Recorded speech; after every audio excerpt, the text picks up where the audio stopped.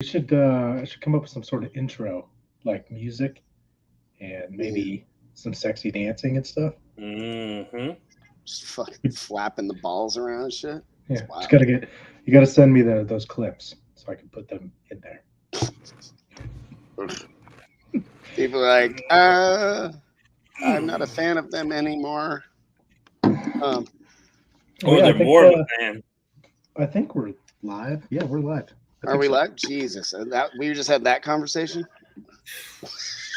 Yeah, it's all What are right. we doing with ourselves? Okay. Should we Oh, that's share me. our? That's me. Sorry. Are we like sharing the thing or something? Anyway. New Okay. Facebook user. You're not first.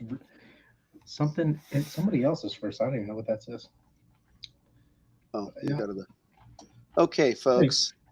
Welcome to Quietly Loud. This is our second edition or episode or whatever we're going to call these things. And I'm Bobby Gately. And at the bottom of the screen is Drew Jones. And on the opposite of me is Steve Barber. And today on this episode, our main feature is we're going to learn about Drew Jones down there. He's going to tell us his entire life story in exact detail. We're gonna go down to the week. It's gonna be exhilarating. Drew, tell us about the most boring moment of your life. No, okay. Anyway, and then we have a couple other things we like to talk about. We have we have a little fail section. We'll go over a couple of fail pictures, and we'll kind of analyze the goods and the bads of the fail, some of the funny parts of it, and then we'll also talk about the build of the week. And go over some of the details of that. A lot of times it'll be one of our favorite builds. Sometimes it'll be something that's brand new. But today I believe we're going to be talking about Steve Duncan's van. Is that correct? The Oh, how truck. about the truck? The truck. Excellent. It is kind of like Mm-hmm. my favorite. So, and then we might have some time for some questions and things of that nature. But I guess we're ready to turn it over here to Drew, and he can start telling us his story, maybe his car audio story, and then some. Oh well, the car audio story that started forever ago. I've always been in live music. My parents were both musicians and met in drum corps, which is like big marching band competition. So I've been around live music forever, and just always liked cars. I was like 15. I might have been 13 or 14. I heard a set of P212s in an extended cab S10. That was it. It was over. I already knew that I needed to be the loudest guy ever. And man, it was. I said that was back. I was 12, 13, so 18 years ago ish, and it's been nothing but cars and stereos since. There was a small break in there somewhere, but we'll get into that later. Okay. Let's see. When And did of you course, when Could you did you tell us? start your business? well, the name Bassahaulic, like even the logo, came from just the forum days. For one, I went to Louisiana public school, so if it weren't for spell check, all of you would think I'm just completely just dumb, just horribly dumb. But that was how I thought Bassaholic would have been spelled, even though I know it's HOLIC. Eh, that was the way I went with it. That was like a username on SSA or Realm of Excursion, like that far back. And I had the logo made just so I could put stickers on cars to be like, "Hey, I did that." That was it. And I just started Well, designing boxes out of boredom. I was in Afghanistan, I think. We weren't doing it. I was off work. Well, let me ask you something, Drew. When you you started Bassaholic before you started designs, oh yeah. So Bassaholic, I like the what was name, and what was then it it, for? it Just it was just a like Facebook page just to catalog the things I was doing, I the gotcha. builds I was doing, and like the vehicles I was building. That was it. Just Oh, okay, okay, a place to put everything that wasn't just my name. gotcha. So you were still building, or you were building systems and stuff before you started designing, Oh or at yeah. least before you started like Oh professionally yeah. designing or I whatever. started designing for other people 4 or 5 years ago, but I've been actively competing for 13 or 14 years. Okay, So and it's always kind of been under Bassaholics. For the most part, yeah. For the longest time, I was a part of a really big competition team down here, Team South. So it was it was labeled Team South, and then it would just be I would just post it to the Bassahaulic YouTube or the Bassahaulic Facebook because there were just places to put stuff in it. A username that just turned into I should have a logo. It would look cooler. And that was it. That's the only motivation behind it. Gotcha. And that just turned into a business later on. Well, what made you go from like building the systems to just pretty much? I mean, I know you're still building stuff now, but I think that's more choice work versus work, and then the design stuff, obviously you're doing daily all the time, and there's a focus. So like, when did you transition from, or when did you decide like, I'm just gonna not I'm just gonna be a box designer, but that's where my focus is gonna go to for Bassahaulic? Well, I never stopped like working on stuff or anything like that. I'm trying to think how to explain it. So I stopped working in car audio because I was working in the industry. I was sales and shop manager at a local audio store for 4 or 5 years, and then I stopped doing that. Got a job doing something else, so I kind of got out of car audio almost completely for 3 or 4 years because I was traveling the world. I wasn't home, so I was never here to build anything. I was somewhat keeping up with the advancements and all that and this and that, but just wasn't really doing much with it. I kind of started. It was August 2016. I came home after the flood, and I was like, actually a little bit before that, I put a system in the Nitro. This is back when it was just my everyday driver, no wall. I threw a system in there from just equipment I had. I think it was 3 HCC 312s on a 6K, just some stuff I had on a single Group 31 battery, proper electrical. It was mint. But then again, I wasn't competing, wasn't doing anything big, just had that for my own listening. I got back from a contract in Afghanistan right after the flood of 2016, and there's some photos that you can pull up of the remnants of one of my cars. Let me look them up here. When you say the flood, are you talking about Hurricane Katrina? No, Katrina was something completely different. That right there, actually, up. Yep. Nope, down. This. Nope. This. Right there. Blue. Yep. Blue, right? Okay. No, in 2016 there was a massive flood in Louisiana, unrelated to any hurricane or anything. There was a bunch of rain, but unrelated to hurricanes or anything like that. It was just it tore up. It was bad. So I came home to that. So there was a house next to that car, like where the person is standing. I think where I was standing to take that photo, there was a house there originally. Really? Yeah, and this is probably about a year after the flood. I took this photo, but so I came home to that basically. My car, that was the car I was building. Motor was coming out to do a race engine in it. I was into like racing cars and stuff because I kind of working in the industry at an audio shop. I got tired of car audio, so started building that car. So I took the front end off right before I left for Afghanistan, and me and my brother did. And I was like, all right, well, we're gonna pull the motor when I get back, and then I'll get the L&M engine in, and we'll do that. Well, the flood happened while I was gone, so that's what I came back to. The cars, you can see the body is just completely tore up. Car was ruined. All that was ruined. So where that car is, was about 8 feet of water over that. So 8 feet of water above that was mud and just grossness. Oops. Let's see if I can get back to that. I'm trying to zoom in on some of this stuff. Yeah, so like the body was not beat up like that when I left. All those dents in the door, and it looked like sideways hail basically on the car. Yeah, the body of the car was perfectly straight when I left, and then it wasn't. So I was like, well, I don't want to. I got home like 3 or 4 weeks after the flood. It's like, oh, I don't want everything I own flooded if it wasn't with me in Afghanistan or the Nitro that my buddy had borrowed for the weekend. He just happened to leave town with it. Well, so I was like, well, I don't want to be here. I'm going up to Kansas to hang out with the guy in a lot of these photos, Julian.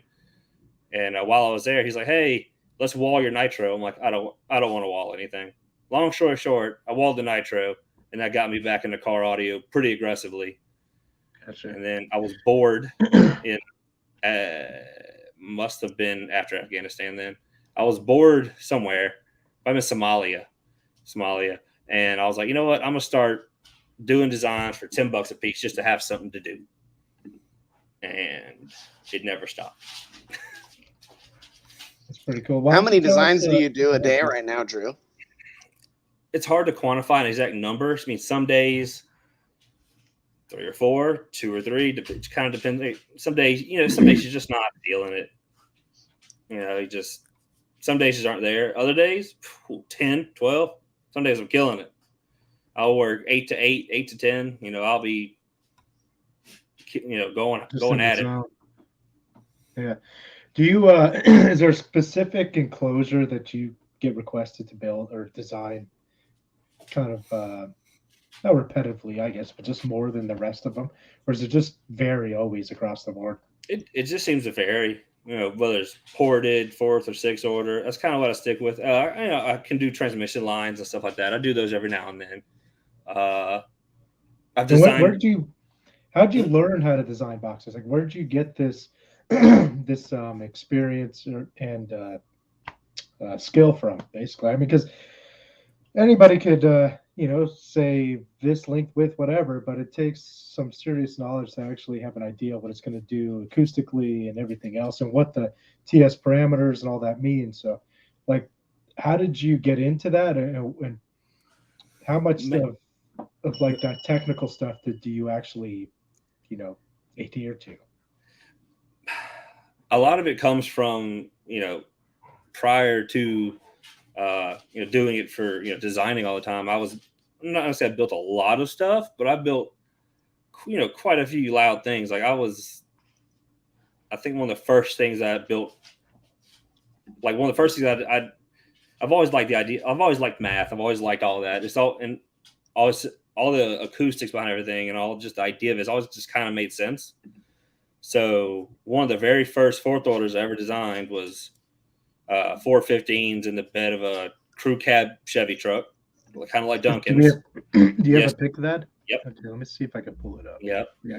And even before then, I had already built a high 59. It would have been a 60 with more power, flat wall PT Cruiser that had like AGM batteries in it. That orange one on the left. But this is the 415s you were talking about, yeah? No, that's the Nitro. Okay. The orange one on the left. Yep, right there. Okay.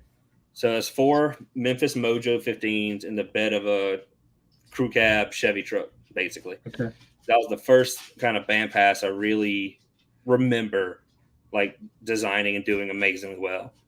So it was those 415s on 2 3500s that did 53s, 54s, which back 10 years ago, that was pretty loud. What'd you say it did? Sorry, your dog. 153s, 154s, depending on voltage and all that, because we were using AGM batteries back then, so things weren't quite as stable as they are now. Yeah, there's not much power available either, and that's actually pretty damn loud for a blow through. No, it was. I wish I had more videos and stuff of it, but like I said, that was 10 years ago, so we didn't. Yeah. I didn't think to take videos and pictures back then.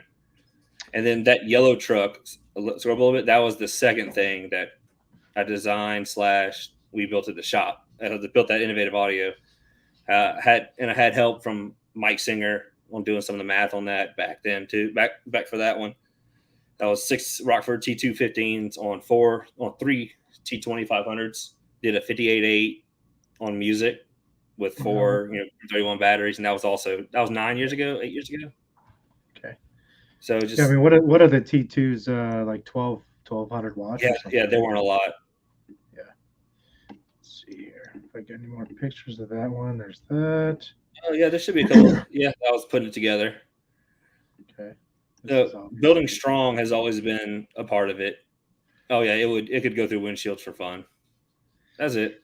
It's a cool truck too. I love those little Isuzus, man. Oh yeah, no, it was a fun little truck. At the time, according to Rockford, it was the loudest all Rockford built on the planet. Honestly, it's probably still in the top 5.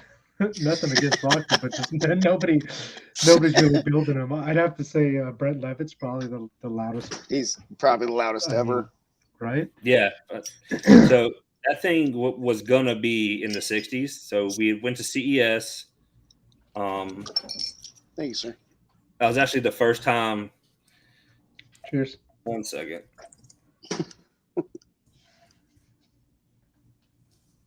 Okay. Yeah, Drew, you could. Okay, go ahead. That was the first time I met Steve Mead and Syke Morrison was at CES. So I vividly remember it. But What year was this? Do you remember? Was it during a Showdown year, or was it even before all that? No, this is like 7 or 8 years ago. Okay, so maybe this 9 is years like ago. when we only had the parking lot Showdown. It was just a meetup. Yeah, like this is even before like I was even really big into. It was like, probably all that. I mean, Steve does come to CES almost every year, but it happened to be when Fosgate launched their 2 new subs? Yes. That year? Yep. Okay. Yeah, because the subs were there. Yeah. I was gonna scroll back and give you a rough idea. Yeah, that was 8 years ago. Okay. So, and basically the people were offered told us, hey, buy one more T2500. T2500 will give you 2. So we did, and the amps showed up, and I quit like a month later. So the truck never got the amps put in it. Damn. Quite disappointing. And then it flooded also, which sucks. But no, so like those are the first 2 like band passes I got my hands deep into, and I'd already done a bunch of flat walls and stuff, but I learned a bunch of what I know from Brett Arsenault and the guys on Team South. Just being around, if you're around that caliber of all those builders and all that knowledge, you're gonna pick it up. There's just no way around it. How about like the what's it called? Is it called the Subwoofer Cookbook or the Loudspeaker Design Cookbook? Yeah. I have it. I think I've read like a chapter of it. The first 3 chapters since they added them, and I think that was 11 years ago, are like torture because you have to like be real smart to understand what that shit's talking about, and I am not.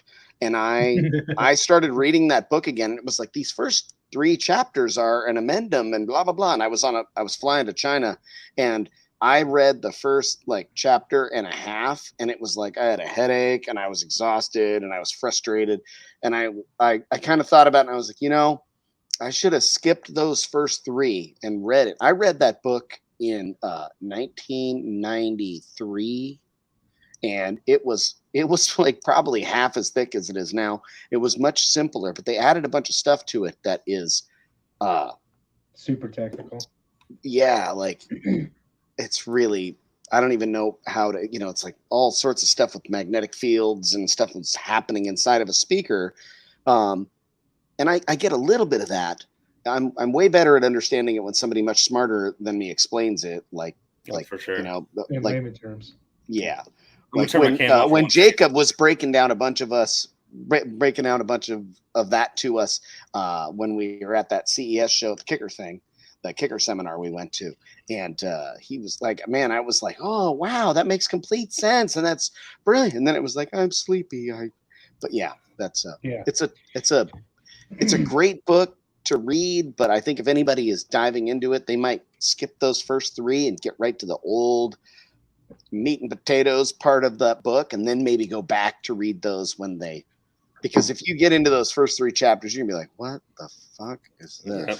Now, you can always tell whenever someone really understands what they're explaining, like Jacob, and whatever, they have the ability to explain it in terms that the average person can understand. That's kind of how I've figured out you can gauge how well you know an exact part of a subject is how simply can you explain it. Absolutely. So sure. No, so like I said, just hanging out with those Team South guys and all the knowledge that I was able to hang around at Innovative was fantastic. Like Kyle, the guy who hired me, ended up being in my wedding, super great friend of mine. He had been big into competing with Team Speed back in the day, which Team Speed was some super loud guys from down here. Actually, I think Matt Sibley from Team Speed was the first person to ever do a 60 out of a CRX. It was 4 kicker Solo X10s on 4 Autotech Mean Machine 4000s. Yeah, no, I loved me them Mean Machine amps. I had the older ones, the Class ABs. Excuse me, back in the 90s. No, so like I said, I've been picking stuff up as I go for 14 years now. When you design an enclosure for somebody, what program are you using? If you have a particular one, I don't even know if there's multiple. I don't design enclosures. Yeah, so there's a bunch. A lot of them use basically the same formulas. In the end, that's why if you plug in the exact same parameters into multiple programs, you'll get, for the most part, the same results. Okay. There are a couple that have some variations, and then there's one program that I've only ever seen, I haven't been able to use yet. It's Leap. It's super expensive. I've only seen it a handful of times, but I'm sure it's also very similar. But I use I have a copy of BassBox Pro, obviously WinISD, and then I even use 12-volt enclosure calculator just for like quick airspace math. That way I don't gotta on the calculator. I can just go enter. It's like, okay, it's that many. Like if someone's like, hey, how many cubes do I have? There's your number. But I use a couple. I use them interchangeably to check tuning and to confirm tuning and things like that. And then depending on the person's goals, vent air velocity, stuff like that. But a lot of what people want go against traditional enclosure rules. So programs explain. So someone tells me they want windy. Well, windy is just high vent velocity and a lot of moving cone area. So if you plug in like a windy enclosure into any of these programs, it's going to freak out. Say you have 1 billion meters per second of vent velocity. And so the average person, it's got to be under 30 or 15, or there's so many different thoughts behind it. But it's going to be like 60 or 70. It's going to be wildly high. But when you want to play 15 hertz, that's just what you have to do to maintain cone control and to get the wind. So it's just. But you obviously, when you're designing an enclosure, let's say somebody that just wants something super windy like that. Mm-hmm. When you plug it in, does it show like a massive drop off after a certain frequency, or is the computer, like you said, just kind of freak out? The computers kind of just freak out, especially with modern band passes. They super freak out. I'll model mine up in a second, and I'll send you what the Tahoe says it does, and then I'll tell you what it actually does in real life. But yeah, it'll just look, when something like that happens, though, where your Tahoe model's retarded, but it sounds amazing. How do you is there some sort of balance, or is there something that you can see when you're designing these things on the computer that maybe it looks crappy on the computer, but I know it's going to sound good when they build it, or kind of that's kind of what it comes down. It comes down to just having done a lot of building, a lot of testing, and being hands-on with a bunch of systems. You can kind of figure out and understand how it's going to react in vehicle. So sometimes you're just using the enclosure almost just for specs or like cut sheet, because if it's telling you it ain't going to work, but it's going to work. I mean, obviously you're not just building enclosures and trusting what the computer program's telling you. You're building it the way you want, regardless of what that computer program tells you. Yeah. Sometimes that's what it is. And then that's what they're coming to me for in the end. I mean, because they could grab most of these programs, punch in numbers, and be like, oh, well, the person on Facebook said that this will work. That ought to work. But they want confidence. They want to know that it's going to work. And they want to have someone who's done 7,500 or more designs at this point to be like, no, that'll work, or no, that won't work. And of course, I'm not perfect. I'm sure I have some misses here and there. It happens. Yeah. But statistically, I'm doing all right. Yeah. I became a big fan of Drew and his work when I knew that he was actually building things and participating in things that he designed that were being built, and was looking for the results at the end. And anytime anything went one way or another, he would analyze it and talk about where performance gains could be had based on how it was performing after he built it. And I'm a huge fan of that. Like any of the box builder guys that don't regularly, like aren't actively building things, actively building boxes, I'm like, I don't trust what he's doing. I just won't.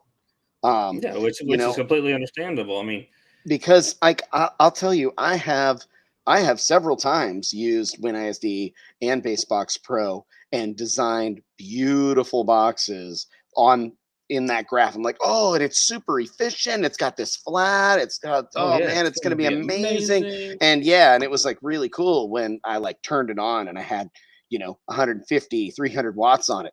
But when I started giving it all the power that was available, You're like, oh, what's up with this? it Why is fell on this? its face. It sounded like shit. It was peaky. It was a mess. It was muddy. I'm like, what's wrong here? You know, getting port noise like crazy. I'm like, this shouldn't have port noise. It said it wouldn't have port noise. I did the math. And then all of a sudden I started changing. And I mean, I literally did this process with the first truck boxes that I built for my that I manufacture. The first six and a half boxes I built for myself were awful. They were awful. And I was like, dude, man, it looked beautiful in the software. And I'm like, but this has to have a bigger port. It's making crazy port noise. So I made the port bigger and the port bigger and bigger and bigger and bigger and bigger and bigger. And then I reached the point of no return. And then I shrink it down. And somewhere in that process, I kept on like remodeling it. And I'm like, it looks like shit. It looked Mm-hmm. terrible. There's like zero efficiency. It's like if you aren't feeding 3,000 watts to it, and then I'm like, wait a minute. I'm always feeding 3,000 or Yep. 5,000 watts these things. Why the hell would I ever do anything else? Like I would Well, design something completely different if I was going to run 800 watts. don't a So lot of these box programs like base their measurements off of like 1 watt or Yeah. So, and then basically some TS do have parameters? a spot where you can input more power, but the issue that you then run into is basically most base head subs, except for a couple, are ran. They pull the parameters off of DATs, which is 1 watt. Well, let me tell you right now, you put 1 watt on a sub with 3 pounds of moving mass, you're not going to get accurate information. You're just not. And the only way to get accurate information is to run it on Clipple, which either you buy Clipple, they're $50,000-$60,000 or more, or you pay to have every model of sub you produce Clipple, which is what like guys like Jacob Fuller does it. He gives them all Clipple to verify parameters when he's done. Well, they ended up buying one, obviously, because it probably Yeah, ended up costing so much to, yeah, exactly. to At some point, they were outsource like, it. "All right, well, this is just getting too expensive." But yeah, so the programs, so at 1 watt, they may be pretty accurate in an open field, which is another thing. They're modeling the enclosure as if it's in an open field, not in a vehicle. But then you add on 4,000 watts of power, and then every parameter that you had on the sub is wrong. have you ever pulled DATs on a sub that had 0 break-in and then after break-in? And have you ever pulled DATs on a sub that's hot, like hot versus cold?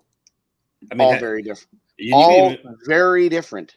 you could pull DATs on a sub that is at sea level and then go up to Colorado, and it'd be different again. Fun. Like no additional break-in, no nothing, just at sea level, and then go up higher to where the air is less dense. Boom, it's different.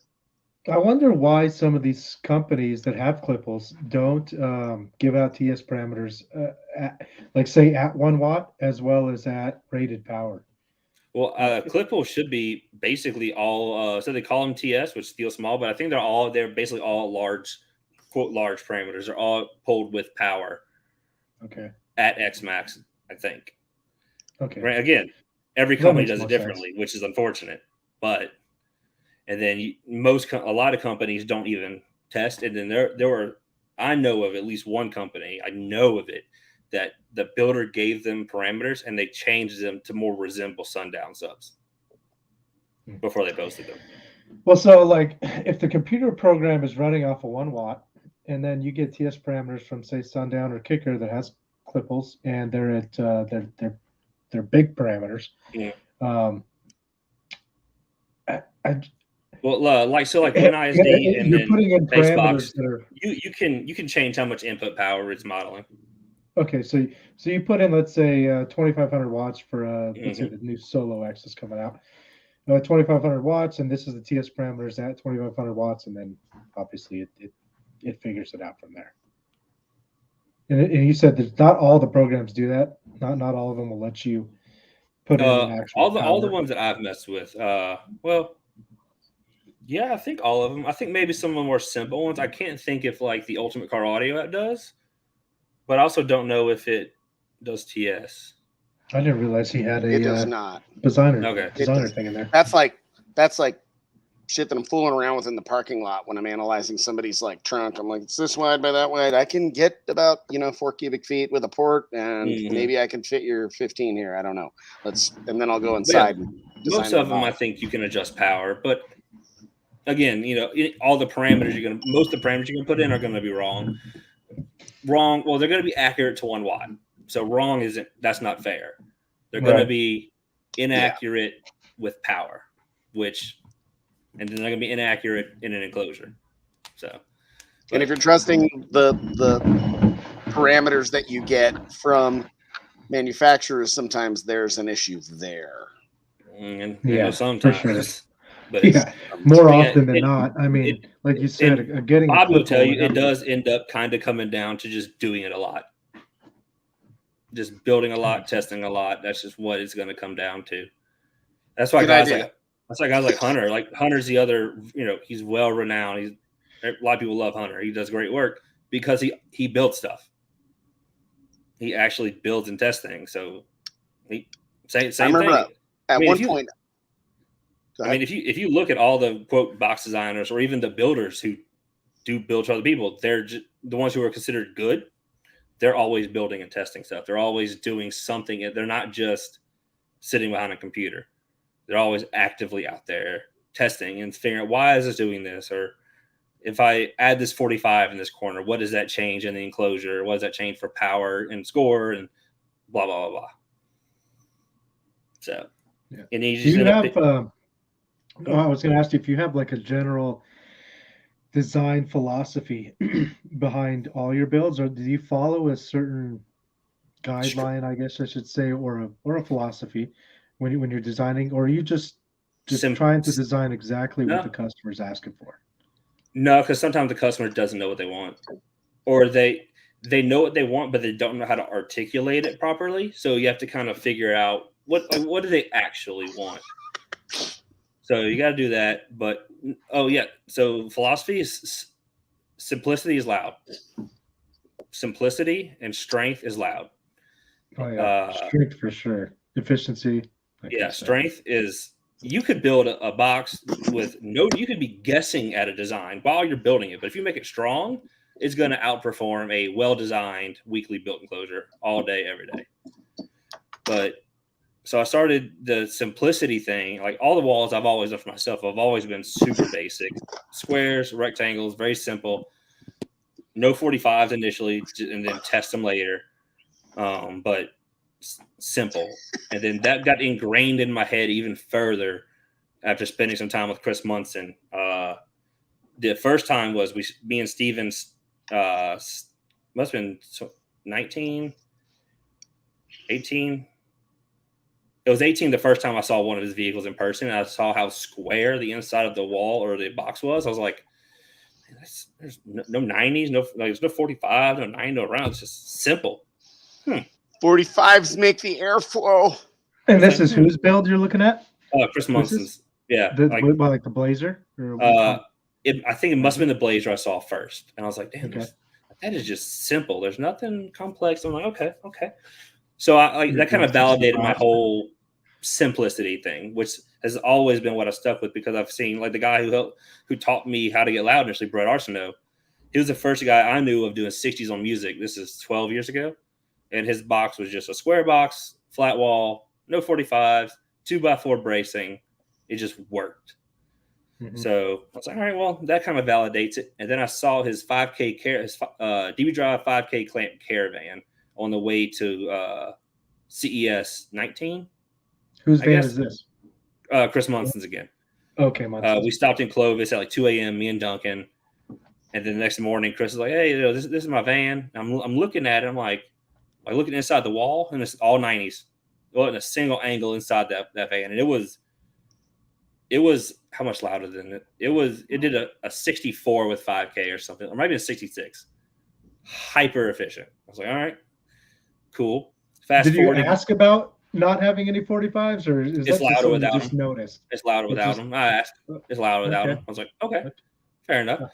And then I went. It was USAC finals, same year, 2019. and he had a 118 box and a CRX, so stock class. He did a 60 with 1,700 watts. I'm looking at it like it's at Aeroport, so I'm looking at it. I like reach in the port. I'm feeling the corners. I'm like, 90s, no angle in that box. And I asked him again. I was like, no 45s or anything? He's like, nope, it's louder with 90s. It's like, all right. And then I just started. At that point, I was already looking at the loud stuff. Like even like Carlos's van, from what I can remember, first time I saw it. I mean, the edges were round just because it needs to be at that point, and even the corners are slightly rounded. But there's no, from what I remember, there were no giant angles in the wall. Everything was simple and straight, but strong. No, the only part of Carlos's van that has any rounds is the port and the roundover. As far as inside the enclosure, it's all square. There's Gotcha. Yeah. So maybe the top might have 45s. So maybe that's something he might have to take out. Of course, I haven't seen it in 3 years at this point, but I remember just like me when I say roundovers in the corners, they were like half. They were just barely anything. So I was like, and I kept looking like, man, like all these loud guys are using 90s, and every now and then you see some giant 45s, like it's some DB drag vans, but that's DB drag. Competing in drag is different than musical stuff because of a lot of reasons. There is a magic angle behind flat walls. And, McCain knows it. He wasn't too forward with what the angle is, but I was talking to somebody about a week ago about rebuilding the Nitro for competition next year, and he is a very loud fella. I'll put it that way. Like, I think he's built multiple things in the 70s in DB drag stock, whatever the stock cabin class is. So, or he's at least been very, very involved. So he was telling me, oh yeah, he's like, when you rebuild the wall with those kicker subs, put the angle of the box at this and make the baffle this thick. I was like, it's got to play music. He's like, oh, well, then it won't be loud. I'm like, come on, bro. Come on, dude. Yeah. But no, somebody said that their Scar 6.5 is doing a 258 dBs. So I saw that dude on Facebook the other day. Where's his last name? 258? Damn. Where's his last name? Bro. That's fucking loud, bro. Holy crap. Yeah, so just simplicity, and I've learned things from by putting myself around people who know things. And then that's I mean you guys are probably, obviously Bobby's built a gazillion more enclosures than I've ever built, but I call Drew when I'm in the middle of shit just to verify. I call Drew, I call Ray Pimley, and I'm like, hey, I'm gonna fucking send it on this wild ass box that I just designed, and it's like 4 or 5 fucking $10,000 box. I designed it. It's beautiful. It's gonna be like that. And it should be loud, but I want you to verify my numbers here. I got these, these are my ratios. This is my volume. This is my port. And Drew will hit me back within a day or something and say, so Ray Pimley, he'd be like, I'll do it when I get off work. And they'll go over it. And I'll be like, I mean, it looks good to me, but it's I haven't ever seen Bobby ever hit me up with something and me be like, oh God, this is horrible. It's the worst thing I've ever seen. Yeah, have you ever heard any of the designs Ray Pimley's built or designed? Yeah, I've heard his Jeep. I've heard the other Jeep. So you heard the blue Jeep, right? Yeah, Shane's? Dude, that is still to this day. Every time I see that Jeep, I gotta go get a demo. I freaking love it. It's 318s, but it plays lows. It freaking obliterates lows. Race vehicles are, and then like that Jeep are a prime example of if you put those numbers into a program. It looks like absolute shit. Or you told someone who knows what they're doing on Facebook. Oh, they get mad. They'll be like, it's not going to work. It's not going to work. Yeah. Ray's Jeep's doing like 63, 64 on music all day, playing 15, fucking 13 hertz. That's Shane's box and Ray's box had a 618 baby, and that's what the first version of the Green Monster was. I don't know if you guys remember the Green Monster, but it played lows like fucking better than anything. And it just murdered all day long. And I just could just sit there and just let it play. And people are like, I remember people getting in and they're looking at the head unit and they're like, hey, that says 14 hertz. Well, oh yeah, that's what I'm playing for you. And they're like, oh dude. And I'm like, oh no, look. And I just turn all the volumes all the way up and just smile, hand them the head unit. Here you go. It's just going to do it. And that is, and that design and Ray's Jeep and Shane's Jeep, they're like a fucking league fourth. And guys act like they're talking shit when they say that. I'm like, ooh, that sounds good. Show me that. That sounds like a fucking winner to me, because I've been in Ray's Jeep 100 fucking times, and Shane's truck and my own builds. I have 6th orders that I built for like a single 12. I have a veteran that came to see me, and he was like 2 years ago. And he was like, I really want to play like 30 hertz and under, because he had terrible tinnitus from being in fucking gunfights. And he was like, I don't want to play above 30 hertz. I'm going to drive around listening to fucking 18 hertz rebase shit. And I'm like, we have room to put one fucking 12 in this car. And so I reverse engineered Ray's 612 box, subtracted for like coupling, and made it just a tiny bit bigger, made the ports just 10%. I gave 10% everywhere. And I made this fucking badass box. And I mean, and it'll play higher frequencies well. It's a little muddy, but like, who fucking cares? You're listening to rusticles. So, and he just drives around all day, and he's like, man, when the beat's playing like that, tinnitus is fucking gone. I can get home at night. I can go to bed. It's like, it's therapy for him. And I'm like, God, that's so fucking cool. And then I get these kids that come in, this young man named Justin, and he's got a 300 and he's got a ZV6. I built a very similar box for him because he wanted to play, and he's got a fucking Salt 4K on a ZV6, and it like broke his trunk. Like, he pulled up to a light and the trunk's just all open because the latch assembly broke. And it's like, it's pretty cool. And I'm a big fan of playing low frequencies like that. Like in the Green Monster, I could play those low frequencies. I'd just be sitting there getting drunk, getting a massage all day from my truck. Whereas, demoing 40 hertz, and I'm going to have a fucking earache and a headache, and I'm going to be all beat up from it. So, anyway. Yeah, for sure. Yeah. So, Steve, check your email. I sent you. We'll cover that little graph, and then we can dive back into some more stories. Man, this fucking like rotating like carousel of us around here is pretty wild. I like it. Yeah. Look at the logo. Pay attention. Oh, you just saw the logo because it landed on your screen. It was on mine earlier. We were talking about it. So Drew, I mean, I'm sure people would love to hear us talk all day about box stuff, but you're a veteran, and I want to know. Go ahead. Before we get there, let me share this one clip that Drew wants to go over. That's what my Tahoe says. That's what the enclosure program said my Tahoe will sound like. A massive spike at like 46-ish, which is not everywhere else. Huh? 10 dB drop. Does it happen to peak at 46-ish? Is it kind of right? No. Well, it doesn't take cabin gain or any of that stuff into account, right? Not at all. So it peaks at 52 hertz. Well, of course, I haven't tested in like a year and a half, but peaks at 52 hertz, a 163.5, and then say it's off a few hertz, assuming that getting down into the 20 hertz range, you assume I'm down 15 dB. Psych, I'm down a dB and a half at 26 hertz. It does like a 62 at 26 hertz. Yeah. So it's within 2 or 3 dB over 40 hertz instead of that. And a lot of that does have to do with, the vehicle. And then I think I have no way to prove it.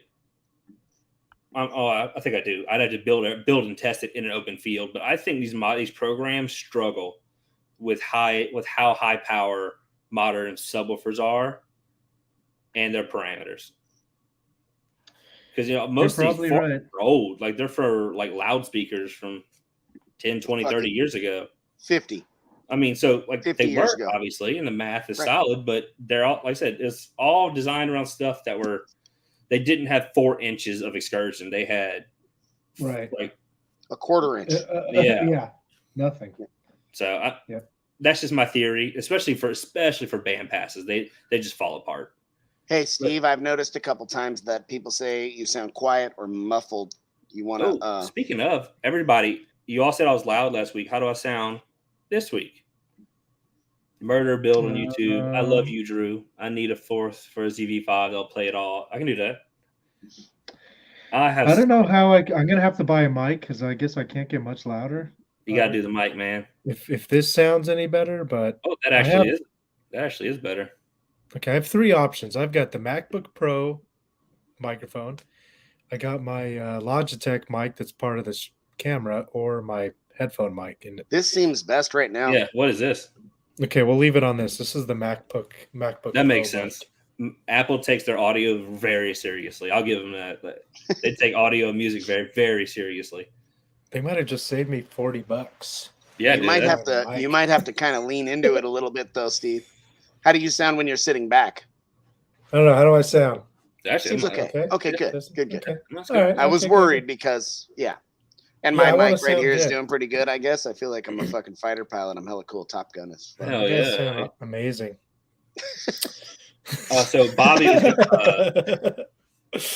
Let's go over some of your fucking crazy life story, dude. Like, enough about this boring car audio. Right. Let's talk about some gang shit. So, actually, I was not in the military, Bobby. I was okay. I was a civilian contractor for the Department of Defense. Okay. So now, I went. How do you even get into that? Man, like, I feel like I've heard people doing this, but I have no clue how they even. Okay, so it starts in car audio at Innovative. This dude comes in, local to where I live. He comes in the shop to get a quote for a system, and he wants like the baddest stuff we could put together, quality wise. So I'm like, all right, a pair of Rockford T5 components, one front and rear, like 4 or 5 Rockford Power Series amps and a 360.3, tons of deadener and stuff. He's like, oh yeah, let's blah blah blah. It's like a $15,000 quote, which for our area, that's a lot. So he's like, oh, I'll think about it, blah blah. He leaves. I'm like, this is 2015. He had a 2016 Ram. I'm like, he ain't coming back. I mean, I knew he had money, but I was like, he ain't coming back. So my boss at the time, like a week later, he's like, hey, call that guy, offer him like 5% off or something if he wants to come do it. I'm like, I hate cold calling people, but okay. So I call him. He's like, yeah, hey man, I was waiting for you to call. I'll come in. I got some questions. Comes in. I answer a couple of questions about the Rockford 360 and a couple other things because I was the only person at the shop up to speed on the 360 at the time. And we ended up doing the install. He put $6,000 cash down, order some equipment. We ended up doing it. I ended up doing a chunk of the wiring and all the tuning because, like I said, I had the most experience with 360 there, and I had done things with the 360 at that point that Rockford said I couldn't do, including phase alignment in the McNasty. So I did the tuning on the truck and all that. We were there late one night. He was like, hey man, I like the wiring you did. I like the work you do. You want a job working overseas? I was like, doing what? Yeah. I was like, what? Yeah. He's like, yeah, basically doing this, but communications equipment overseas. I was like, man, I don't have my passport. Whatever, dude. Like, I was like, yeah, that'd be cool, but I said, I don't have a passport. Blah blah blah. At that point, I'd only left the South to go to Vegas once. Other than that, I'd never left like the furthest north I'd been in Kentucky when I was a kid, and then Florida, and that was it. That's as far as I gone at that point. And then flew to Vegas for CES, and then Dallas for Knowledge Fest. But I never really left the South, so we ended up leaving that night. I'd said, yeah, sure, that'd be cool, but passport, blah blah blah. He shows up 2 days later with passport money and passport paperwork. Wow. I was like, oh, you were serious. And so I get my passport a month later. I'm in Saudi Arabia. And did you go with some of your boys, or were you just literally going with this one dude you just didn't? So actually, he didn't even go. He was just the owner of the company. So I went by myself. Fuck. So I flew out there. I get to Saudi. So there's a company called Confab Services, contracting for Harris Corporation, which build communications equipment for the U.S. military and for other government agencies. So I get there, they already have like a villa on a compound. There's already a bunch of Harris guys out there and a couple of Confab guys. Luckily, there's a couple of guys from Louisiana who Troy, the owner, I'd also hired. So I had some people out there to hang out with. I think about 2 months in, maybe a month. I can't remember exactly, but my buddy Julian Smith, met him SSA forum days. Thor's Hammer or Julian, or whatever his name was on the forums, but he had just got out of the Air Force, and I was like, "Hey man, you already got your passport and all that military stuff. You want to come out this way and do some contracting?" And 3 weeks later, he was out there, and we ended up going to all kind of places together. Every time I almost died, he was there with me. It was a good time. Do you want some pictures? Do we have some pictures up here? Let me see here. Everything I said. So what did you do? What were you doing? I have some photos. So in Saudi, I was the only person willing to work in the sun, because most people from Harris are from upstate New York, so they're not used to heat. So I was the only person willing to work in the sun. So I was stuck doing like generator maintenance and the stuff that wouldn't fit inside the building. That's what I mostly did in Saudi. Did some wiring in the CCANs when we were putting together each CCAN, which is like a shipping container, had a pair of 1,000-watt VHF, UHF radios in it. We're basically building a communications grid for Saudi Arabia, in conjunction with the U.S. military, of course. But it's basically a system where they could set up shipping container full of equipment, a shipping container like a deuce and a half with a pair of Cummins generators on it around the country, and they could shut down communications in the country. Is that what this is? That is nope, that's 2016, that's 06, so that would have been Tunisia. That would have been Tunisia. That was other radios, but that's basically, so that's what we did mostly, was little stuff like that. Okay. So that's in like a Hummer. It's like a Humvee or something like that. Those in Jeep, also in Tunisia. We did like 40 or 50 of those Jeeps. They all got radios like that. Each of those radios was like $40,000 to $50,000. Okay, so you were there basically installing these units. Yeah, so we were basically doing car audio, but with communications equipment. But it's more than that. So like all the cables and things you see, those are all pre-done. Links are predetermined, but everything else, like the plate that it's sitting on, like the table that the thing was sitting on, that wasn't there. So Julian and I, and then with others sometimes, would have to get like those type of things built and sourced locally. Okay. From locals. So it was more than just like put this in just like this. It's figure out how to get this in and let us know when you're done. Gotcha. Yeah, so do you see you got any pictures as I'm scrolling here that you want me to click on that are relevant to kind of where we're at right now? Like, let's see. Maybe this here. Kind of looks like a Hummer or something. I mean, obviously some sort of military. Yeah, that was Somalia. No, I probably don't have much from Saudi, because the only pictures I really took were like 4-wheeler riding and doing silly stuff. That's a Emirates plane flying somewhere. I don't remember where I was going for that. These are kind of in order. So if you go to the top, they should be. Okay. Yeah, they're kind of in order. Okay, you mentioned almost dying a couple times. Yeah, so we were in England for a month for training, and that's Julian right there.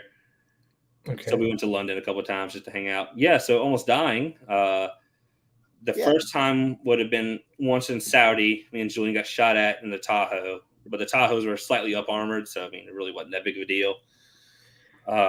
Afghanistan, we were staying about 2 kilometers south of North Kaya in Kabul, so in the capital. But we were off the U.S. military compound, and an IED went off about a block away at like 2 a.m. A fairly large one. It was a grocery store feuding with another grocery store, so they bombed the other grocery store. And then they had a shootout for like 12 hours.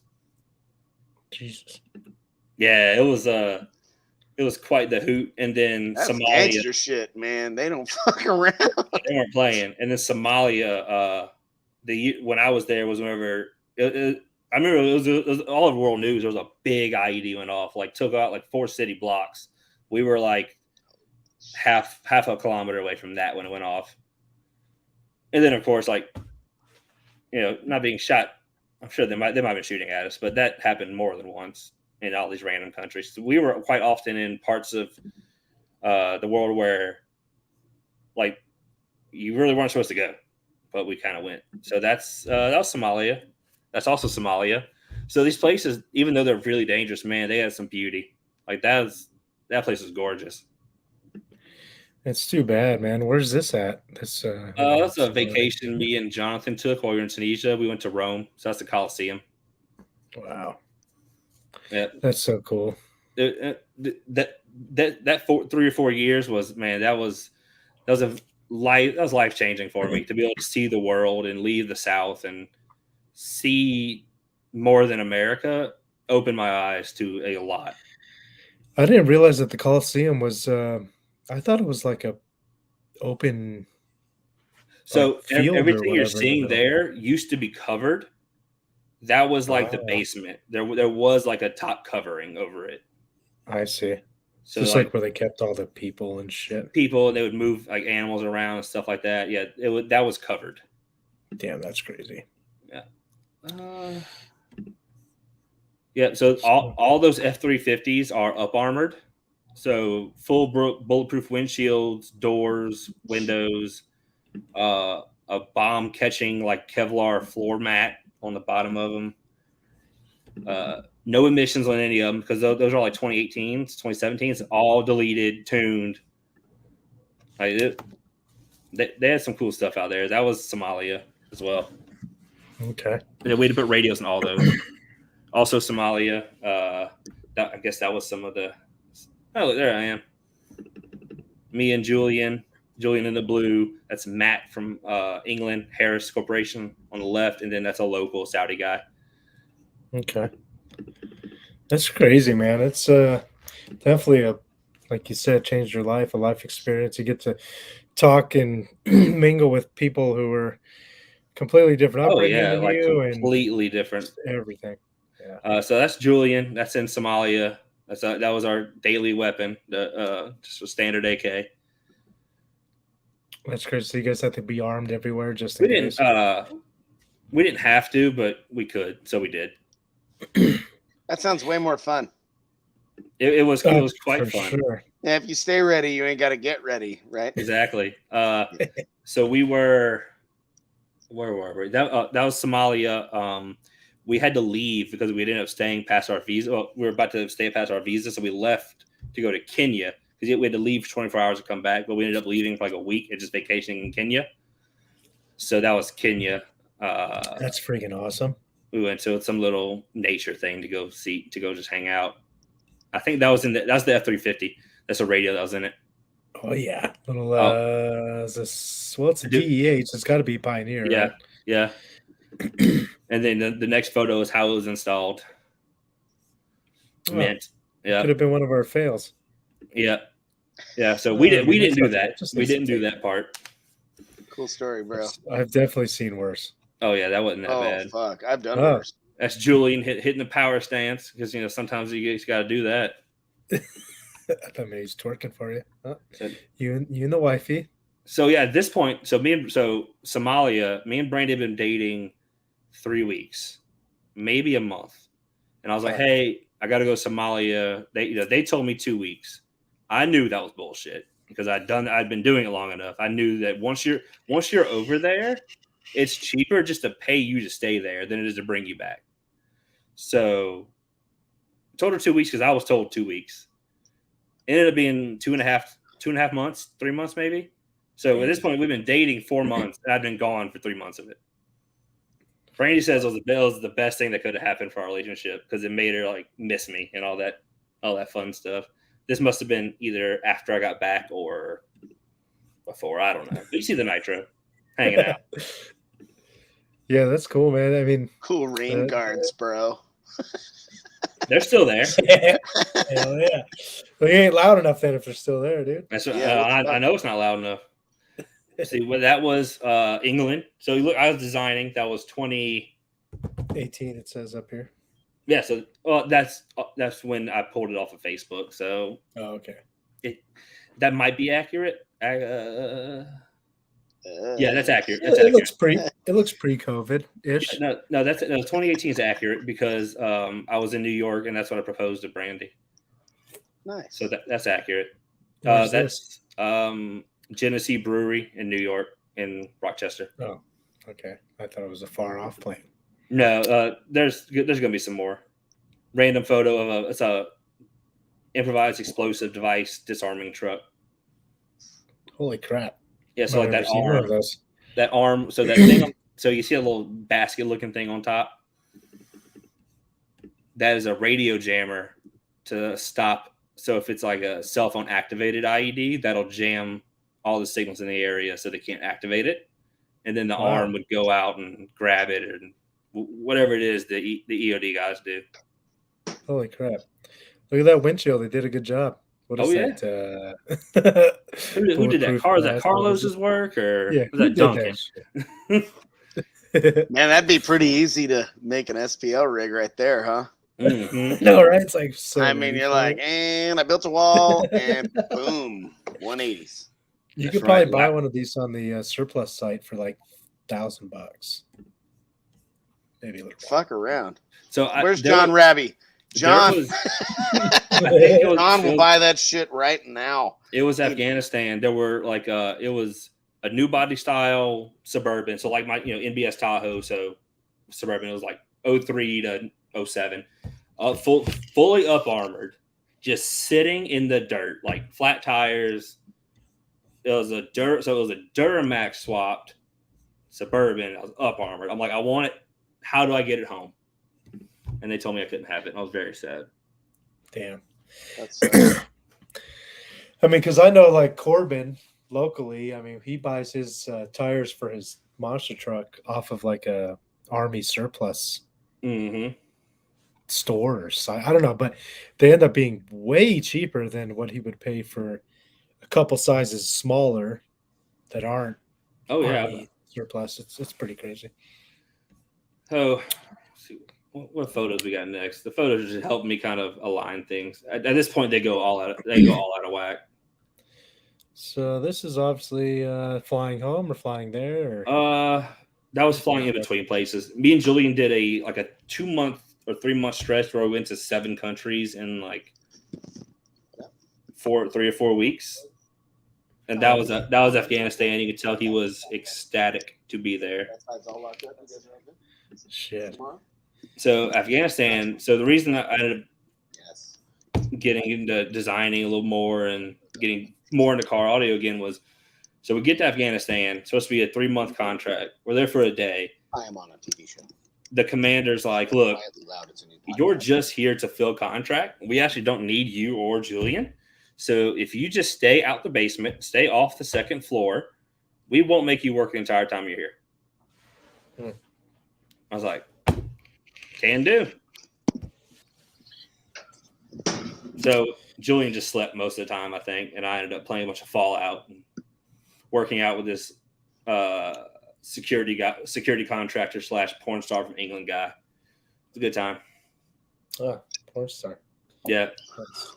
If you get bored, his name is Billy King. I still good. He's like 5'4", 5'5", like 8-pack, 10-pack. He's killing it. He's only 5'4". Yeah, he was a very short fella, but he was about that action with security. I'll give him that. Okay. But a porn star, so. Yeah.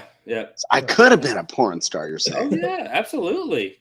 Nothing's stopping you. Well, I mean, your height. I think my wife would be a little disappointed. Maybe. So all that contracting stuff was fun. I ended up doing like 22 countries altogether. Very cool. Ethiopia, Kenya, Tunisia, Egypt, Saudi, Afghanistan, all the fun places. Damn. And then and how many years did that span? 3. 3 3 years? 22 countries, 3 years? I would have left 2015, and I quit doing it 17. No, it would have been. I would have quit March of 18. You just tired of it? Just wanted to get back to not traveling, or Yeah, how'd you stop? kinda. So I was actually in the States when I quit. I was in a contract in Georgia, so I was the closest I'd ever been for contracting. But Bassahaulic was at this point doing okay. You know, I was making not a ton of money, but almost enough to pay my bills, or just enough. And then I went to this contract in Georgia, and I was like, man, I kind of noticed like a decrease in sales and obviously overall productivity. So that's kind of lame, but I'll stick this contract out, and then I'll gauge it from there. And I get to the base on like Tuesday or something, and I'm talking to the base, the commander, or whatever. And I'll tell him, hey, look, we got to drill holes in this Hummer here, here, and here. You know, get the wires through. He's like, no, you don't. I'm like, well, you see those Hummers over there that have the radios? Mm-hmm. And you see those Hummers over there that don't have the radios? He's like, mm-hmm. I'm like, those have holes? Those don't. We got to drill holes. I was like, and I have photos because I got another really good friend of mine. Actually, the guy with the Ford Mojo 15s, customer and innovative, ended up becoming amazing friend of mine. Was one of the best men at my wedding. Like, great dude. I got him hired on doing the same thing. He had been there to like do the site survey and do a couple test fits and document it all. So look, I got this binder that Jonathan made with photos showing the holes. Got to happen. He went off talking about you don't need to fucking drill the holes. Don't fucking say it again. You're lying. Blah blah blah. I just shut the binder. Said, all right, I'm out. Grabbed tools and left. And he's like, you can't leave. I'm like, bro, I said, I'm a contractor. I'm not in the military. I'm leaving. Yeah. I called my boss on the way leaving there. I was like, hey, this is what happened. I left. I'm not going back. He was like, you know what? Screw it. Because we're contracting for a different sub company. He was like, this doesn't nothing but cost me money. He's like, you're good. I said, oh, and I quit. So, like, for good. And that just kind of forced me into it. How was that? I mean, he was cool with it. He's like, okay, well, just come home and let me know when you get home, and we'll turn off your company cars once you get home. I was like, okay. I'd talk to Brandy, and she was like, well, we'll make it work. We'll figure it out. And we did so far. Yeah. No, if it wasn't for her, I wouldn't have had the drive to do any of it really, and I definitely wouldn't have had I wouldn't have been confident enough or brave enough to do it without her. So, yeah, need a good woman by your side for sure. Oh yeah, I mean when she met me, to say my life was not in order would be the best way to put it. I'm going to turn my camera off real quick. I'll be Okay. right back, boys. I wonder where he's going. Probably got to pee. Probably. My guess. Probably. I'll just pee on the floor if I have to. That's what I'm saying. I got a cup. But no, I got two beer bottles. I drank 2 beers. That's it. But I don't know, man. Something about beer makes you make a little more pee than beer you drink. I don't know why. It's magic, I think. Yeah. But there's got to be some kind of science behind it. That contracting stuff and traveling was, like I said, that was the best thing that could have happened to me, because I was never super closed-minded about the world, but I definitely thought, ain't nothing better in America. The rest of the world sucks. The rest of the world's pretty freaking awesome, dude. Yeah, there's a lot of really cool shit. There's some really everywhere else that I've been. Tough. So I've been to a lot of places. I've been to Japan. I've been to China. I've been all over Europe, Canada, Mexico, been to Asia yet. Yeah, but man, I want to get out there.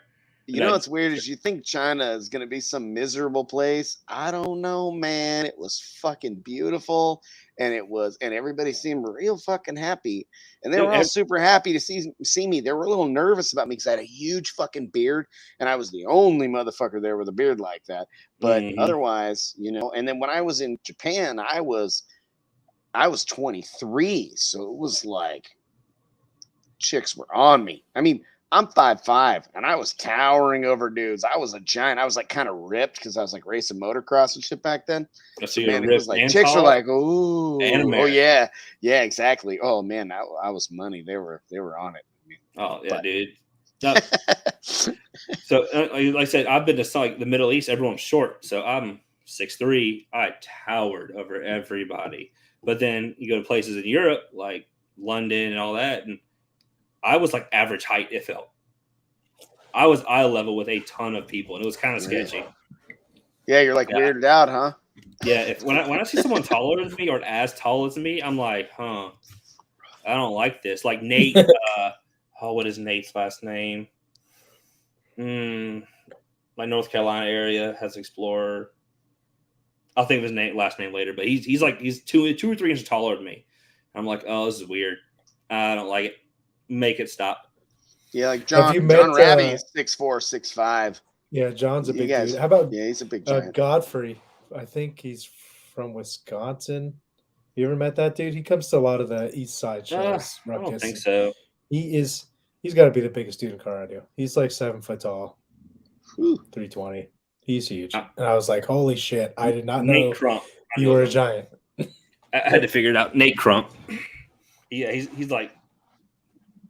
Now, so when I'm around John, I guess he's taller than me, but like he's not so much taller than me that I notice it or that it like whoa. No, you guys are probably about pretty close to the same. I have to guess. But yeah, no, that.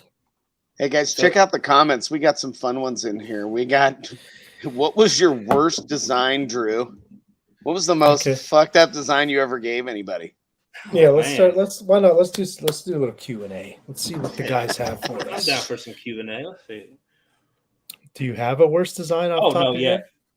The only one that pops into my head immediately, or the only situation I've run into that I actively try to avoid these days, is the most one that pops in my head was I designed a box for Jonathan Price once for a Down for Sound Shop box, and the motor and the woofer didn't fit. Nice. So you'll have that. So I have 2D CAD renderings of as many subs as I can get my hands on these days, just to kind of stop that. I had that happen before. One time I got a custom box built for the truck under the seat before Bobby had anything. This was years ago. And I had Sundown SA V2.8s when they first came out. And back then, the motor on the sub was basically 8 inches. It was like the same size as the sub. Mm-hmm. So when I put the sub in this box, a little angle under the seat, no seat lift, nothing.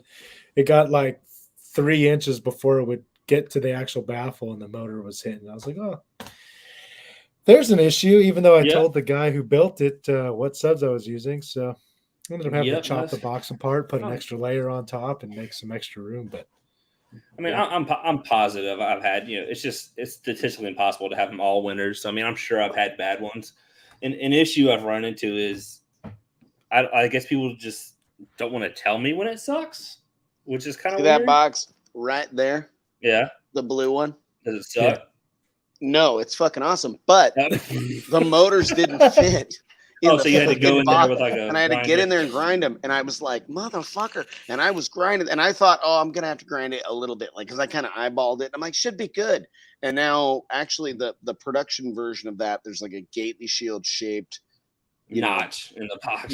Shape into it to where the motors fit. And you have to cut the rubber boot off of those. Those are the B2 Rage XL 10s. They're a badass 10-inch subwoofer. I'm a big fan of those things. And that's like, I had customers like, dude, it's not fitting. I'm like, oh, you have to cut the rubber boot off. He's like, really? That's all? I'm like, oh, it's like real close, like Nat's ass close, man. And he's like, oh, okay. And I'm like, I promise I have those same subs in my truck. So anyway, like fitment's been the only thing that I can remember off the top of my head, because like I said, people don't seem to tell me they have an issue with it until it's a year later and they want to talk shit like, oh, the box you did for me sucked. I mean, well, why didn't you tell me? Why couldn't you help me improve what I was doing and improve possibly your situation? But instead, you just kept it in to save it for ammo later. Yeah, I don't know. I've had one issue like that with the customer that commented on some random post about how our decals suck. Why And didn't you tell me you I had an mean, issue? I've literally cut and sent 10,000 decals in the last 4 years, and I've never had anybody tell me there was a problem with them. And I messaged the dude. I'm like, well, you could have just emailed us. You could have messaged us anything. I would have Yeah, I sent you another. gladly cut you new decals and sent them to Yeah, you. But instead, like, you hold it in and wait till there's a post that you could, like, I don't know, feel important. It's weird. I don't. I mean, I guess I get it, kind of. I don't know, but I don't yeah, get it. like if you have issues with, if you're watching and you have issues with our design or a sticker or a shirt, a box from Bobby or anything, we would much rather you tell us that, hey, I'm having this issue. Then we can, if it's 100%. Beeple if it's bopple fucking beep, if motherfucker. I'm it's right here. if it's our fault, then obviously we're gonna fit. And if it's not our fault, we We'll will still explain to help you fix why. it. I'll Yeah. still be happy to help. Yeah. Like I had one where I designed a Tahoe slide-in wall for this dude. I've used these same measurements on these same trucks hundreds of times. I know they fit. He said they didn't fit. I had to cut the truck up to fit it. I'm like, interesting. It was an 09 Tahoe. The box was 48 wide, 34 tall. Well, I know a fella, Peyton Cole, with an 09 Tahoe whose wall I designed that was 48 wide, 36 tall. He slid his in. Why won't the 2-inch shorter one go in? I was like, okay, mate. I was like, all right, do you have the power hatch? Because the power hatch, a little more narrow, is going to be 46 wide. He was like, no, it's a manual hatch. I'm like, why aren't it fitting? We go back and forth. I end up see why it's not fitting in the photos. He took all the plastics off, but so the box was in the middle of the box and the floor. There's a little kick out where the wood had been chipped up from the latch for the hatch. Hidden in both the latch. Yeah. So I didn't specify that it needed to happen. Okay, fair. So I told the dude, hey, next time pull the latch off if it still didn't fit, bring it back to the guy who built it for you, because Ted built in Ohio built it. I said, you're close enough, bring it back to him. I'll cover it, even though I shouldn't. I'll pay Ted to modify the corners a little bit more to get it in there and make sure it's pretty again. You know, even though I know what it else fits. can you do? I know it fits. Yeah. But that fitment's the main thing. I've had a couple pop back, like again, they don't tell me. I just happen to find out about it. This is a big one. I went on a road trip for Samology with my dad, 2019. Like we did like everywhere he grew up in, like my family, and we ended like a family reunion the weekend before Samology. It was a great time. But we're in Kentucky, and I look every time I go somewhere, I look up audio shops in the area just to see who's around. And this shop had like a ton of interaction on Facebook and a bunch of likes. We're in Kentucky, and a bunch of likes from like people where I live in Baton Rouge. So like, oh, that's weird. Long story short, a dude I designed a wall for lived close, Shane and Hatton. And I'll hit him up and say, hey man, what's going on the wall? It's a 415s wall and a Malibu. So I mean, obviously very compact fourth order. He's like, man, it's not doing that great, blah, blah, blah, blah. I was like, hey, well, let's meet up. Let me take a look at it. Let's see what's going on. Long story short, it was 2 base 15Ks on 4 DD 95 or 99 15s in a fourth, doing like a 57. And it sounded horrible. I was like, okay. So we started kind of unhooking things. I do some tone generator. I'm like, okay, well, it sounds good. Like you can, when you put low power in a wall or a box, you can just hear when it's gonna, I'm like, okay, that sounds right. Turns out, had a bad amplifier and RCA was messed up. So dropped to 1 amp, new RCAs. Before I leave that night, it does a 61 on music. So a 4 dB gain with one less amplifier because there was a bad amp and a bad RCA, and they were a day away from cutting the wall out. And just having never told me. And I just happened to be there. So I was like, damn, like, so I used that. I made a post about it. Like, hey, like, if you're having issues, granted, the design, I'm not saying it's perfect. There may be errors, but let's troubleshoot other things first. Let's just start with basic things. And then that got solidified for me. I did a 615s fourth order for a guy, 6 Defbonts DB 415s on 320K. So, I mean, tons of power. Should be dumb loud. He was doing like 58s, 59s. And it just was not windy. 2 weeks of troubleshooting back and forth with him, his builder, and someone else. Couldn't figure it out. Eventually, I said, all right, how are they wired? He said, pair of subs on amp. I said, all right, here's what you do. Unhook all the RCAs, turn everything on. Play a low volume tone. Plug an RCA set in. Tell me what happens. Plug another RCA set in. Tell me what happens. Then plug the third one in. 3 minutes later, he hits me back. He's like, there's a row of subs out of phase. 2 weeks, 4 people in person testing it, and I figured it out over the phone on a video. So, would you guys like to tell you why I do not offer enclosure design at all? That's why. And why I tell everybody? So, What? I have 2 really good stories of why I'm like, man, fuck that shit. One, I had everything to do with it. I designed a box for a customer, a series 6th order for a single 15-inch subwoofer. I communicate. Can you get 1-inch material? Can you get 1-inch birch or 1-inch MDF?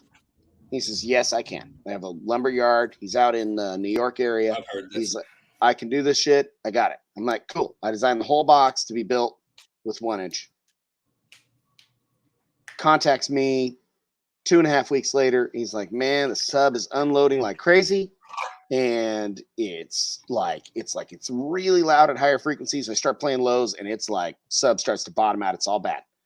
And I'm like, okay. And I'm like, man, what is going on here? I mean, I literally built that exact same box and put a very similar sub in it here in SAC. And it's fucking badass.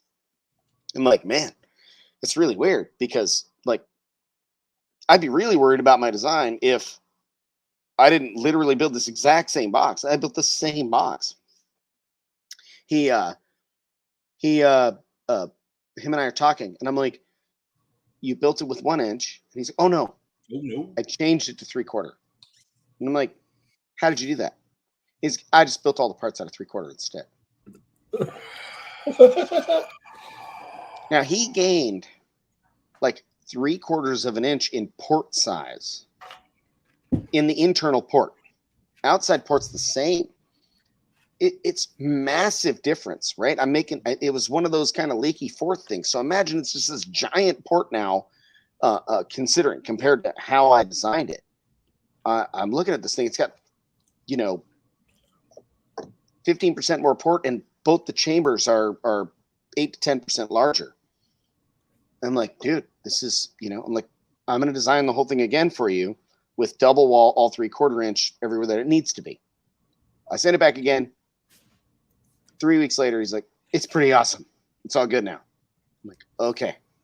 But had he not bothered to communicate with me, that would have been fucking terrible. He would have been like, yeah, Gately designed this shit box. Or even if he would have been all proud of it. You know how sometimes you're preaching to the choir and they love you and they think everything you do is great. And then he's driving around everywhere like, Gately designed my box. And it's all brrr, and it sounds like ass. That'd be embarrassing. Now, the other one, and this is an even better example, and then you talked about Hunter earlier, and Hunter's a fucking hero. This customer of mine that I built a few boxes for, like, got a pretty good deal on a Tahoe that had an existing wall build. This wall had a steel frame and a box designed by Hunter in it, and a 418-inch box. 318 box. And it never performed worth the shit.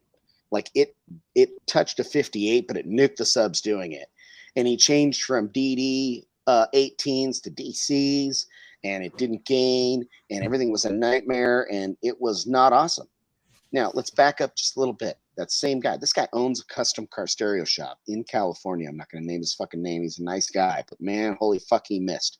But he had a box designed by the what do they call them? The Paraflex guys. And he had a funky Paraflex box, and man, it didn't do worth the shit at all. And I was like, oh man, God, some of those guys are building those things and they're working really well. Are they though? I Or they don't know, just man. in extreme cars? Well, What the hell's a Paraflex box? it's and they're gonna be mad at me. It's like it's a pretty badass looking tap torn. They're not gonna want to call it a tap torn. It's Paraflex. Yeah. It's a tap torn. But some of them are really cool. Barnaby had one. Barnaby's did really well. Really good. Barnaby, I like Barnaby. It did really good. I liked pretty that thing a lot. It wouldn't play lows really well, but man, it would rip your fucking face off. But so anyway, that box was like an ultra failure. Okay. And it was like, and it was online, people talking shit. And then Hunter designed a box for him, and it was almost the same fucking results. Right. I mean, it was you get 3 bad. in a row, man. You get 3 in a row. Right. No. So my customer brings me this Tahoe that he bought. He shows up and he's like, I have these 315s. What do you think about cutting me some rings, just sticking 15s in this wall? And I was like, dude, I don't think so, man. And I'm like, man, that fucking chamber looks huge. And I'm looking at it and I'm all, fuck. And he's like, dude, I got the design right here. I got the design from Hunter.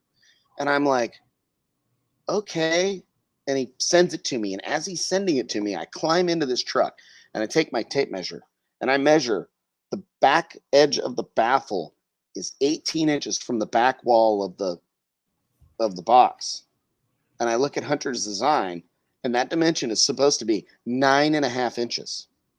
And I'm like, oh boy. And I'm like, dude, and then I'm looking down at the ports, and the ports are supposed to be 10 by 4.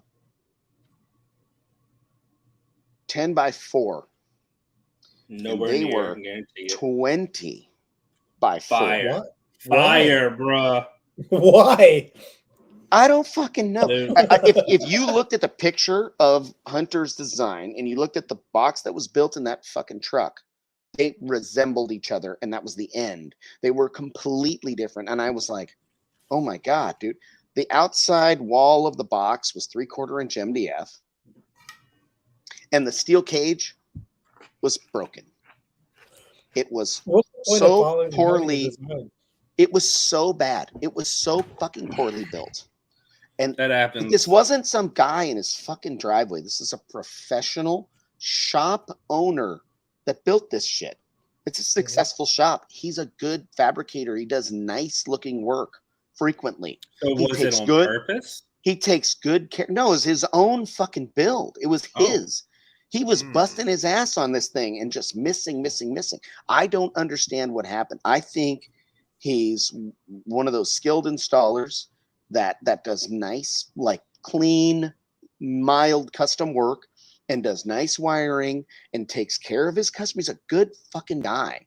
Mm-hmm. But holy fuck, he fucked that up worse than you can imagine.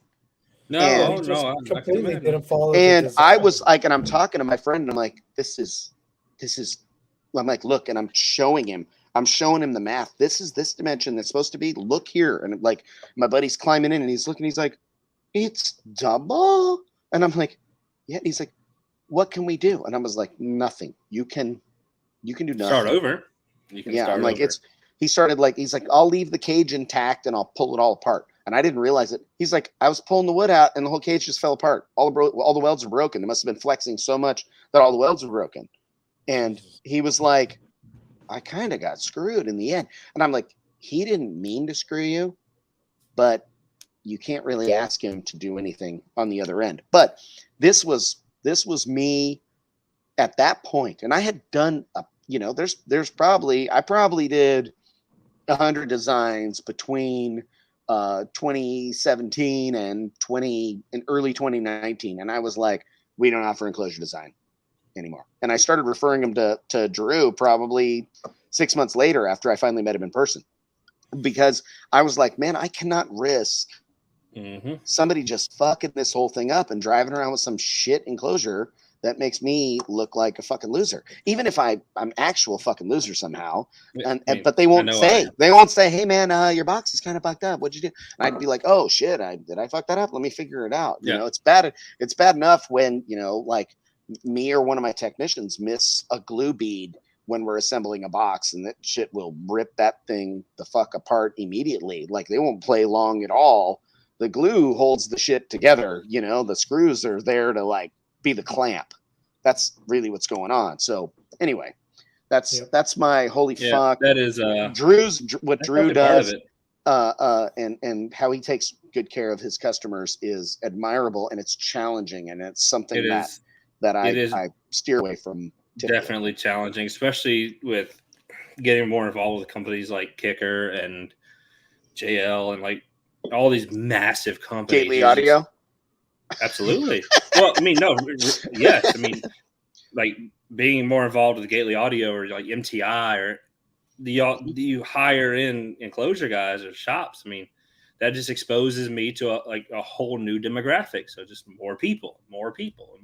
Man, a lot of people to talk to every day, but I do my best. But yeah, what you're talking about is they're not following instructions is absolutely an issue.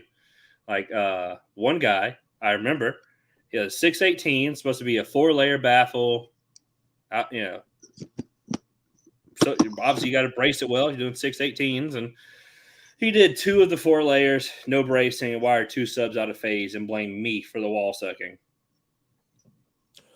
Yeah, I can imagine. Like, I mean, obviously with the stuff we do, we sell T-shirts and stickers. So if you order the wrong size, I mean that'd be like someone coming to your booth, buying a 3X, coming back like, "Hey man, this shirt's 4 sizes too big. Why'd you do this?" Yeah, exactly. You're like, well, yeah, what? Sure. Or they'll buy a shirt, gain weight, and blame you that it doesn't fit. That's more of equivalent. Yeah, I think it's weird to hire a designer and then to just like completely not do it all. What the heck? Especially the ports. Like, and like if something doesn't fit, like if say they got the measurements wrong or this and that, or just something happens where there's a discrepancy, they'd rather just change things and hope it works than come back and be like, "Hey, I'm having this issue. What can we do to fix it?" Or something like that. And I think part of it may be the fact that I do have a long wait time, so they may not want to wait anymore, which is fine. But if I've just done your design, and then especially if it's my error, I'm going to fix it like that day. Like I'm going to fix it as fast as I can. But like what Bobby was talking about, I mean, the dude literally took Hunter's design and just doubled it. It sounded like he kept everything the same except for the ports. He just decided to double all the ports. Yeah. Which is, I mean, in a 6th order, I don't know enough about them, but I know that they're so finicky that your ports have to be aligned. They have to work with each other, or they don't work at all. Mm-hmm. I'm reading the comments. Scott Dilvick said people all blame the box when in reality they just need more power. I mean, yeah, that happens a lot. You know, people will get like 4 ZV5 15s or something and put 4 cab 4500s at 1 ohm. Like, yeah, it's a lot of power, but they're like, why is it not doing low mid 60s? I'm like, well, you're not making any power. Well, I got 4 amps at 1 ohm. Like, okay, well, that's cool. What's it doing at peak? You're like, I don't know. Did you clamp it? Well, no. Well, okay. Well, you're probably making like 1,000 watts an amp at best at peak. So. Yeah, rise is a real thing, and it's something that's like, I guess something you learn later in your car audio experience. It's also people like want to worry about rise too much in some applications. Like in demo builds and music builds, it shouldn't matter. Like you should just don't think about it. I mean, there's actually some parts, depending on how efficient your closure is, there's some parts where you may have negative rise, and you might actually be, let's say you're wired at a 0.5 ohm. There's certain notes that may be like at 0.4, 0.35. Really? There's a negative rise. Yeah, you've never experienced that before, Bobby, with all the. I've never noticed that before.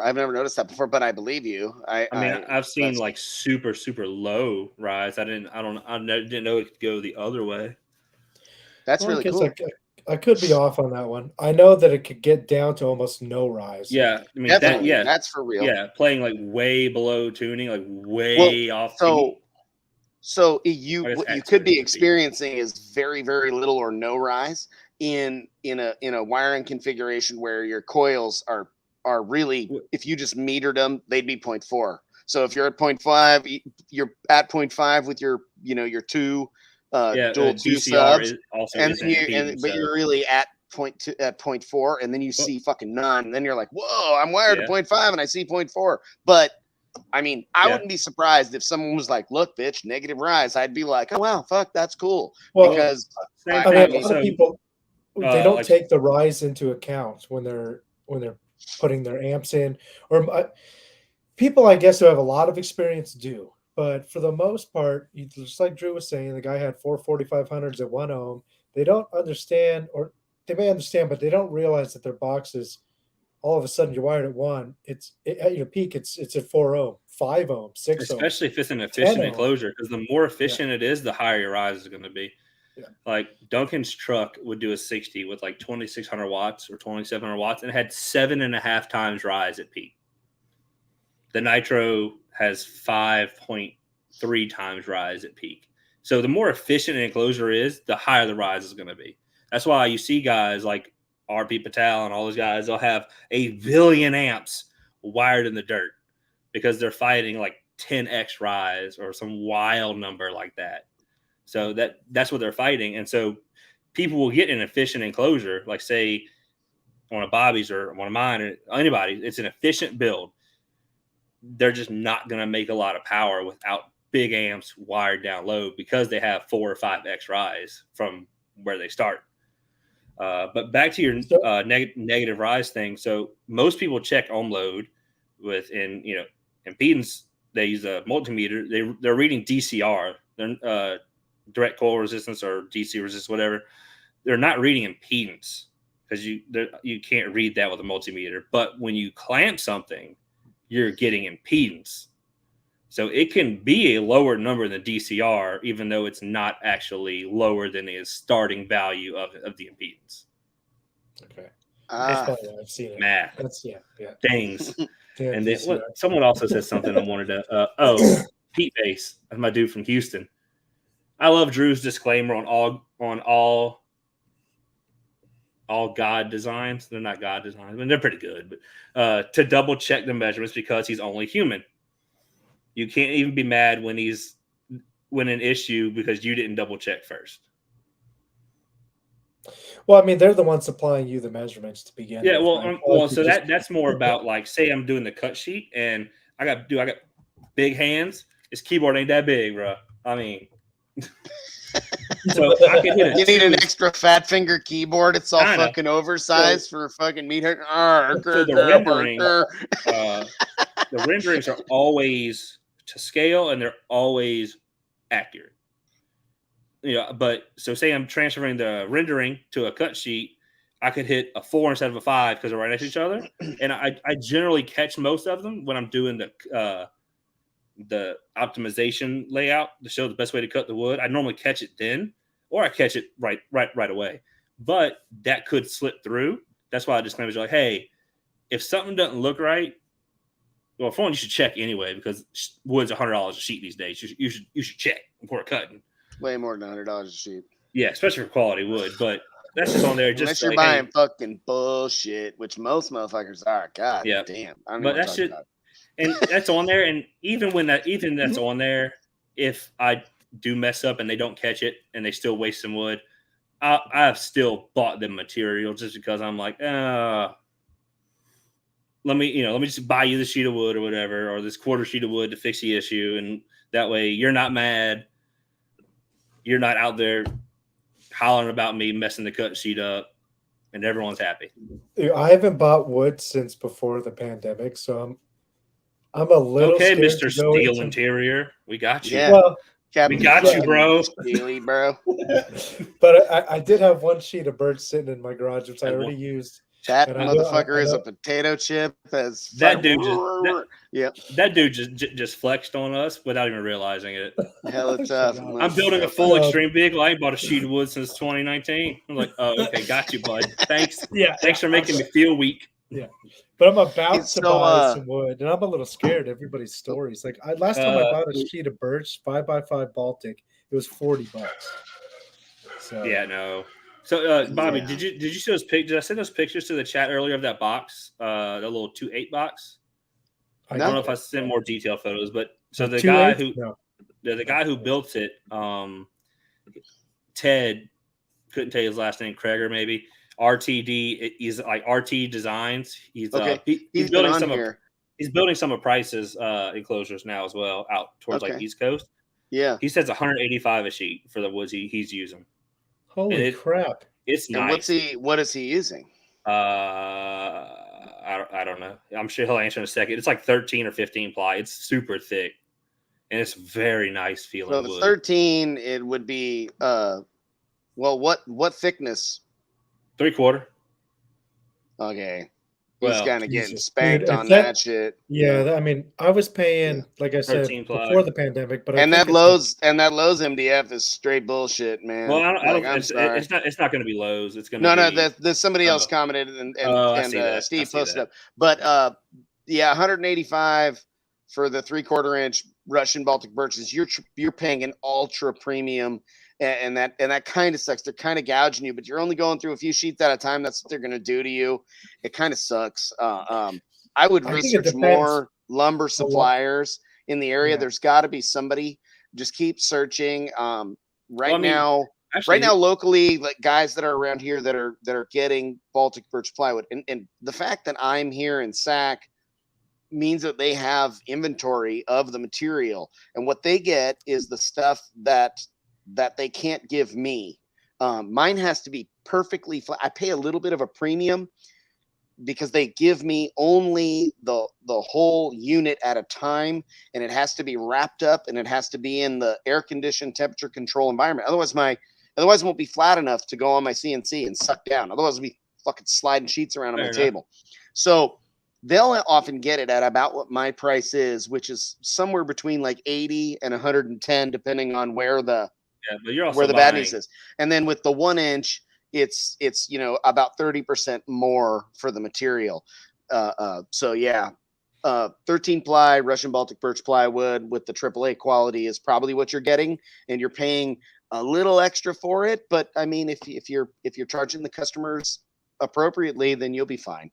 Yeah, I can't believe. And man, it is so nice to work with it once you get used to the saw blades, once you get used to the right there, Baltic birch and Phoenix 160. Yeah. So Rhonda built some doors out of the material, similar to what I did for Ray Pimley's. She shaped some of those things. They're pretty cool. They look good. The raised doors are nice. But so I've been taking pictures. I'm gonna put the 8s into the box probably tomorrow or something. I'm gonna do some SPL. Brandy's going to some ladies thing this weekend, so I'm gonna do some SPL testing in her Explorer. I think I'm gonna meter this. It's a 286 order that Ted built. I'm gonna meter it, take a bunch of pictures of it, do a nice little post about it. It's nice. But so a thought that I just had was, if he's buying a sheet at a time, but he's building this stuff for Down for Sound, maybe he can work. I'll need to talk to him about it. Maybe he can work out a deal where to get Down for Sound to go ahead and buy like a stack of it or something. Buy him a whole unit or so. Yeah, see if you can save $30 or $40 a sheet or something. I mean, that adds up when you're doing some of these big boxes. No, it adds up really fast. We're machining through 15 to 25 sheets of material a day, and it's pretty rough. The cabinet shop stores 12 to 18 units of the plywood for us at a time, and twice a week they'll bring over 2 to 4 units for us, depending on how much material we're machining. It's thousands of dollars in wood a day. It's pretty fucked sometimes. Yeah. And I'm not paying a whole lot less than those numbers. Really the biggest thing is that we allocated the material early in the pandemic. Yeah, and we made a contract with our supplier to make sure that we got our material and that our price didn't go crazy. And we had a couple of little battles with it, but yeah. Has the price started to come back down? I mean, I've heard some rumors. I've noticed some wood being a little cheaper. But I went and bought a 2x12 yesterday for our bed because box spring wasn't going to work because it would have been 9 feet tall and Brandy would have needed a ladder to get in the bed. So I did 2x12 supports underneath the bed. I needed one more, but I went to go buy it like 3 months ago and it was like $60. I'm like, no, bro. We went yesterday. It was like 38. That's like a lot better. Yeah, I mean, it's still not cheap, but it's a lot better. So, I mean, And Duncan hasn't bitched about the pricing lately, so it's got to be down a little bit. Yeah. All right, boys. Well, shit, we did an hour and 45 so far. I don't know if we need to go over any of the other filler stuff, if y'all want to still, or if I think it'd probably be a good idea to go over the Steve Duncan build and the and the fail. I have one. I messaged someone specifically to make this happen while I was on stream. So last week, and I guess Monday of this week, there's this dude who kept telling me, I think I mentioned it last week. He said, he's in a group chat with all the company owners, and they all laugh at me, and they don't like my work, and blah blah blah, talking all kind of shit, right? And my reply was, man, well, if they don't like me, why are they paying me so much? It's not going to focus, but that's the second of an $800 invoice to Sky High for box designs. So I'm sure you're watching, because I know you're watching. If the company owners don't like me, why are the biggest owners using me? I use it. The same dude. I had to message John because I sent the invoice. Just say, hey, pay that real quick so I can flex on somebody. Thank you. He was like, say less, bro. I got you. But no, that dude just irritated me because like his whole thing was just, all of it was stupid. Oh, they all make fun of you. They all don't like your work. I'm like, why they all pay me? And then he said, oh, because blah, blah, blah. Not everyone knows what they're doing. I'm like, okay, so you're in a group chat with a bunch of business owners who don't know what they're doing, but pay me, but laugh at me? Okay. Sounds good, bud. Yeah. I mean, money has value. So if you're going to send money to somebody, it's because you believe they provide you value. And if you're going to say, oh, they all laugh at you, they make fun of you, they don't think your work's good. I mean, okay, that's fine. They might think that. If he's in a chat with all of the company owners, how come none of the ones I talk to know who you are? It's just the company owners that don't use your services. Yeah, which is, Rockford, I guess, and small companies. Yeah. Yeah, I was trying to think, but no, I mean, it's just. What are they going to do? Send you parameters that they fucking made up? I mean, right? So there's that. Facts. Most of those companies. Scar doesn't use me because I will openly admit my distaste for Kevin. So, Okay. But so somebody asked if I was coming to any East Coast shows. I went to the Sundown show last year, and there is a slight chance that at a last minute thing, if I'm able to break away, I may jump a plane and hustle out there. I'll tell you what, Bobby, because I'm still up in the air. If you go, I'll go. I think Steve said the same thing. But here's the thing. Yeah. I won't know if I'm going until like the fucking Sunday, Monday before. And I'm going to be like, I got my flights. I'm going. I'll see you guys there. I'll still be in Oklahoma Sunday and Monday. So that's fine.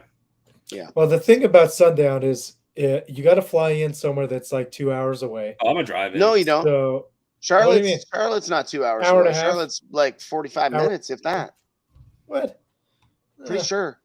Charlotte. Well, I'll fly somewhere if somebody will pick my ass up. Anybody watching the chat, if you're going to Sundown show and you want to pick me up? Just get a fucking lift. It's so easy. Why is everybody so... A 45-minute lift? Are you crazy? They don't do that. It's like $40. Who fucking cares? It's easier than renting a car. Hickory to Charlotte's an hour. Not bad. 58 miles. Okay. But you know how fast motherfuckers out there drive? All right. Yeah, I'll go if you go, or either of you. Well, I mean, Drew, you always have to. Do you always travel with your significant other? Or you no. So we basically plan to not go. So she has plans completely separate. So if I go, I'll be alone or with my brother. Other than that, I'll be alone. But will you be driving or will you fly out? I'll drive. How far are you from there? 11 hours, 41 minutes. Oh. Well, if you would have said like 2-3 hours, I would have just came to you. But fuck that. I will be at Surf City. I will be at the Showdown, and there's people asking. I see. Yeah. So no, but it's 11 hours. But I love that drive just through that part of the country. For one, I love the drive. And I like being able to make the drive because like I can stop in Atlanta, seeing my boys in Atlanta. Same on the way home, I can hit Knoxville, or I can hit the Tail of the Dragon. Like, there's all kind of fun stuff I can do that there and back that make it worth it for me. And then I like having my truck, because have you seen my truck? I mean, I don't know if I posted a picture of it before, but every once in a while. Yeah, actually, Scott, they after talking to Chris from Limitless, it looks like for sure they're going to do a barbecue late fall. I mean, it's going to be after the showdown, because I think the plan is to bring Limitless is to bring their the ground pound and the motorcycle to SEMA, and then to the showdown, and then from there to Sky High to kind of hang out for the winter, I guess. But that would mean a barbecue as well, is what he said. So probably look for like a late November Sky High barbecue, if I had to guess. I don't know if you've heard anything, Bobby, but I think have that's not probably actually, strangely enough. But I mean, we had the spring one, so there's usually two. I figure we'll Yeah. do some soon. maybe you should do it before fucking SEMA. I don't know.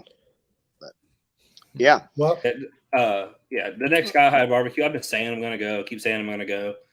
I guess with me and John now officially doing business, I guess I need to make the trek on out there. it's fun, man. It's very laid back, and free food, free burgers, and it's just cool. It's just all the vendors. A lot of vendors that Sky has come out there and do some meet and greets, and Dude, show them their sometimes stuff. some of my favorite days of shows are the day before the shows. Like Slam, setup day for Slam, and setup day for all these shows. Like, man, just whatever, it's just all the vendors and stuff. It's a great time. I enjoy it. Yeah, Friday Slam is a good time. Absolutely, 100%. Yeah. Yeah, because you're there before any of the crowds, and you could Yeah. actually maybe go get a demo or two. But don't get me wrong, the crowd, seeing everybody is amazing. I love it. But you can ask like my wife and everyone who knows me personally is around me a lot, that once I get overstimulated by like too many people, I'm like, all right, I gotta go, and I'll just leave. Like, I'll just leave the booth for an hour or two. I just don't want to be there, because I get overstimulated. I'm like, okay, this is more than I can handle. I'm gonna go sit in the truck. Which is weird. Like loud noises, big crowds. I don't like loud noises. Slam's crazy. I mean, it's just a show that's different than the rest, because during show hours, if you have a booth, it's literally that's all you're doing. It's nonstop. It's nonstop. It's crazy. It's amazing. It's our biggest show of the year. Oh no! But like personally, surf for me is my favorite, because it's like the opposite. We still do very well in sales, but it's like the pace is slower. There's so much less like everything, responsibility, everything. Yeah, because slams, there's so many people, but I mean that's what makes slam is there's so many people. It's great. Like 30,000 people. That's a lot of people. Yeah, it's a lot of people, but like I said, I get overstimulated. All right, I'm gonna go sit in the truck. Don't talk to me. But no, that was one thing that. Let's run through those. Let's run through that fail, and let's run through that Steve Duncan's truck. All right, we'll start. This is what I said before we started this. We will never run short on time. Yeah. Okay. I ran across this one. Or did you send me this one, Drew? I sent it to you, but it's made its rounds because I posted it because I did it. Oh, really? Well, okay. Nice. Holy crap! Please explain your thoughts. Is that one of those things where you were like, I just want to make it work right now. I'm wired to 2 ohms. It doesn't matter. And then it stayed that way forever. That's exactly what happened, actually. Yeah. And it was wired to 2 ohms. That's a Def Bonds or Sundown 4500 or something at 2 ohm. And I think that was about the same time. Yeah, that's hot. That was about the same time Mead was doing something similar in his Escalade, where he did like the wires out one amp and the other amp using the terminals. And that's like a 2-foot piece of wire to a giant cat bank. So I mean, it's fine. Nah, so we did that. There was a bunch of that was White Claw powered. But that's it. Okay. Definitely a fail. Powered. So you did that, and you took a picture of it, like you were like, "Fuck yeah!" Yeah. So I did it. Well, you used the right wire. I did it knowing I was going to take a picture of it, and knowing it was going to trigger people. So I mean, I was. You were trolling. But we did leave it like that. You were like you were like wiring it with the purpose of trolling. Yes. You're a dick. Yes. But then we left it like that because it worked. Similar to the nitro that's all CCA. We did it to troll the second time. Well, it definitely will work, but how well is it working is the question. I mean, I can't put any less wire into the amp, so I mean, it's a single run of CCA from the battery bank to the amps. I can't do less wiring. And you know, if you would have done a triple over here and then a double, it would have been so much better. Oh man, you're right. I mean,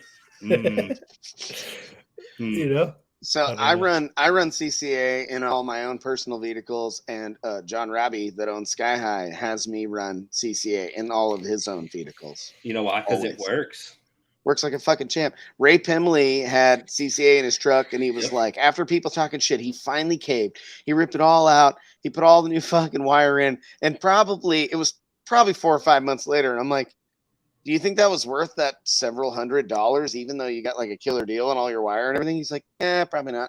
So Joe Price did the same thing. His family first built it. The 170 music van, 170 music stock cabin, had all CCA. Everyone convinced him he'd gain with OFC. Oh, he gained 12 watts total, 0.0 dB. Oh, shit. That is 12 7,500 watt amps and 12 15s. That was hundreds of feet of wire for no gain. Yeah. And they're like, oh, but reliability. Like, bro, like, you think this shit's staying together for 10 years? We're going to take it apart next month. That's true. Yeah, he just did. The big builds. He put a bunch of different wire in it just for that. Yeah. Yeah. But so the nitro's been CCA for years on purpose because, like, I think people just get scared of it because they see the corrosion issues and stuff. But that just has to do with, poor termination. The problem is, but then they'll use standard OFC. They won't use tinned OFC, and it's the same corrosion. Right. Because copper-clad aluminum is aluminum that's clad in copper, so it's copper on the outside. Pure OFC is copper on the outside. It's the same corrosion. Yeah. There is a current limitation to CCA, but as long as you stay not within reaching that, it. Yeah, and as long as you stay within that, you're fine. So we have 2 runs of 0 front to back for the alternator. It's a 370 amp alternator. Wouldn't you do 2 runs of OFC anyway? And people are like, oh, well, you could do one. Yeah, I could, but I would still do 2. And so I just use it to troll people. And I've said, they're like, you're saying CCA is better? I'm like, no. Didn't say it was better. I said it works if you use it properly. So sometimes I do things to troll. And it's fun. So where did this next? Someone sent me that. Someone sent me that photo. What is going on here? Look at the subs in the port, bro. So me and Bobby were looking at this earlier, and we were trying to figure it out exactly. You got 4 subs in the chamber. In the chamber, and then you got 2 in the port. Yeah, I mean that's like one of those. That's like one of those ported 0.5 orders. That's how you move extra air in the port. Yep. That's exactly how it is. That's how you get windy out of a trunk. Man, well, what if you put passive radiators in this area? It would be like fucking weird. But what if it fucking worked, man? Here's the thing: is I look at shit like that, and I'm like, and the first thing I think is like, I want to hear it. I just do. I want to fucking hear it. I'm like, oh, you about to put it in? Cool. Let me help you fucking wire that shit up. Let's do it. Like, cool. Let's make sure they're all in phase. What if it was really awesome if one or both of those ones on the fucking left were out of phase for some reason? Yeah. What if there was some kind of fucked up magic there? Yeah. Right. The first thing I've seen some really, really fucky looking shit pull into my parking lot. They're like, $1,000 an hour CNC and go build one and let us know what happens and test it, right? Oh my god! It would and use some super expensive subs, right? I mean, like use like my fucking $1,400 each relentless 12s and put 6 of them in it and just fucking shrapnel carbon cones bouncing off the roof of the vehicle. Don't do it. Yes, honestly, I think you need to do this now. Just dude, like I don't look at it and think it's gonna work, but yeah, I mean. But I've seen shit that looked that fucked up that I was like, I don't know what to tell you. I don't know why that works so fucking good. It's just doing it. I mean, not that, but like things that were fucked up like that. Box Oh, yeah. way too small, weird ass port. Looks like it's gonna make port noise. Doesn't. Car Keep pounds bass. like hell. Little tiny ass box, way too small. It's Just ported. works. It's weird. Pete Bass asked if we check the CCA from time to time. Man, but I check the connections in all builds from time to time. And now I have the little Klein FLIR camera. So like I check connections after like 20, 30 minutes of playing. I'll use the FLIR camera over all the connections in the vehicle just to see if there's anything extra, like warmer than it should be. Yeah. Well, honestly, I didn't that- really mess with CCA too much because I just never. It's just wire. I mean, it's just wire that flows a little less current. That's all it is.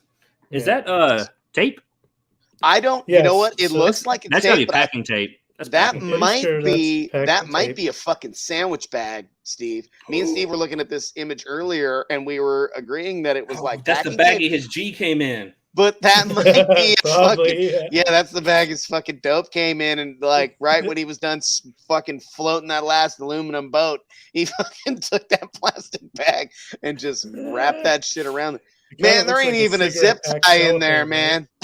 Cigarette pack cellophane. Remember that shit back in the Okay, day? so we've done similar. Like you put two wires together like that, and then you zip tie it or solder and then tape it together. We've done that. Never done. No, it I do the thing where you like split it into like 3 or 4 strands, and you put it together like this, and then you twist them all together. Yeah, They call it a super knot, and then you tape the fuck out of it. And you have this big around. Yeah. I wish I had like no lug. Just put some of the wire under. I mean, that's the best connection. It's copper on copper. I mean, what else do you want, bro? Yeah, so it's less if you put a lug there, connections. you're just adding resistance. So a buddy of mine, I'm sure both of you know Jordan Acosta. Hey, it's got a fucking fuse. Bonus points for the fuse. It does have a fuse. I mean, I think the wire connection will blow first, but you know. So do y'all know Jordan Acosta? Yeah, I've seen that name. Yeah, a very good friend of mine. So a couple of years ago, he had a no-wall F250 that did like 64s, 63s. He won a couple world championships in USAC and street beat in it.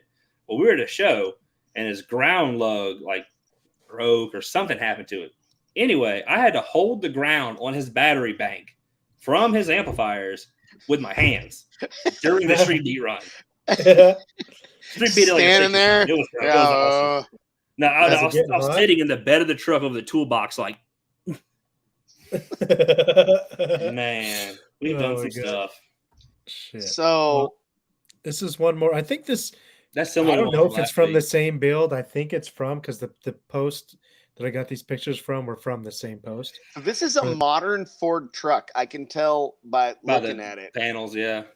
It could be a Chevy. That looks very Chevy. Oh, no, I'm sorry. It's a Chevy. You're right, Steve. Yeah, because the door, the way that my bad. door panel is. I'm calling it wrong. Yeah, it is a modern Chevy. Imagine, like you got your 2017. Dude, there's a boot like that big. Look at this right here. Why didn't you use that? Well, that's going into the door. That's going into the door. He's not running his door to fucking body. one-odd into the fucking door. Underneath the driver's side, I think there's a boot like this big that there's. Dude, I have one of these trucks. If you pull this panel off right here, kind of right in this back section, there's a big ass rubber boot. That might be what I was thinking about. I don't go through the firewall on most of the trucks we do. We run it down the frame and come up through the floor behind at the back wall of the truck. Because we're running power and ground, big ass one-aught. And I mean, at this point, if it's anything bigger than an 8 gauge, it's probably going under the truck. It's going to pop up in the bag.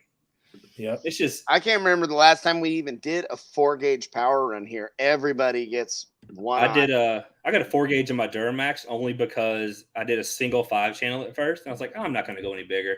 So I did a Memphis 4-gauge, and I'll be right back. I'm not going to go any bigger. Yeah, no. Well, I mean, I have a lot bigger amps, but I mean, that W3 can only take so much power. Yeah. But at some point, we've been talking about it. I'm going to put a Gately box behind that back seat, but I think it needs to be sealed to phase align properly. After we talked about that, I brought in several of Jacob's Sundown. What is the shallow mount? The shallowish mount. Yeah, the SD4s, 10s and 12s to play with. And I intend to do. I was thinking about doing if they'll fit, and I don't know if they will, but 3 or 4 of the 10s for your truck. Ooh, I like And then that. and that'd be behind the seat. And Yeah. but I could probably do 2. It's just mounting depth is the big challenge with that truck. But it fits our Alpha 6.5, which I do you think has a have- similar mounting depth. When we get off, or tomorrow, send me the exact model of the sub, and I can send you the 2D CAD rendering of it. I have the sub here in my hands. Oh, okay. I can put it right next. I mean, I'll go get it right fucking now, and I'll put it on the table in front of me. So I think it needs to be sealed for the phase stuff. No, those have to be those. those Those sealed subs anyway. only want to be in a sealed box. They are not recommended for ported at all. I bet they work though. I bet I could model something that does. And you know what's probably weird is they probably work in a fucking big ass ported box. It's like, oh, that's 2 cubes for a 10, and it's then fine. probably that's probably how it is when I'm looking at those parameters. That's my guess. But I think Jeffrey told me that I needed to do sealed for the phase alignment. That way, when I'm doing sound quality stuff, I understand. It's like magic. No, I get it. But whenever they don't want it to be loud at all. I understand. They no output necessary. No, I'm fucking with you. I'm just talking shit. I'm just being. I was like, Jeffrey's car. Well, that thing was slapping. I'm gonna shoot some videos of it in a couple weeks. But I believe it. That is I'll really do smart. that box he with does those some subs beautiful work if it works, and I'll do like I don't know, some 4K amp. Just run it out of the output of one of the VXIs. I'll have to run a big alternator then and ruin the whole point of a simple SQ build. Fuck that shit. Like, it's not like you let's go beat down can't the block. afford to, like, fuck the financial efficiency of it. That's the thing. Oh no, I gave up. Dude, I got VX, I got JL amps. I give up on financial efficiency. Yeah, exactly. You're like, no. I just want simplicity for power, fuck financial, fuck workload, fuck all the efficiency with regards to. Put a 10K on the 4 shallow mount 10s. Got it. Perfect. Yep. Mounted on the fucking roof with one run of CCA, fucking with a jumper and a jumper and a jumper all the fucking way, wired at fucking 8 ohms. And I'm wired at a quarter. All right, so let's cover Duncan's truck. Let's do this. Let's do it. Let's do 2 hours and, plus. I maybe need this figured out dinner before. Yeah, that's what I've. So Brandy made some type of awesome like shrimp right before we got on. So there you go. Can you guys see the truck? I took that photo about a mile from my house. Whenever I borrowed his truck for like 4 months. Nice.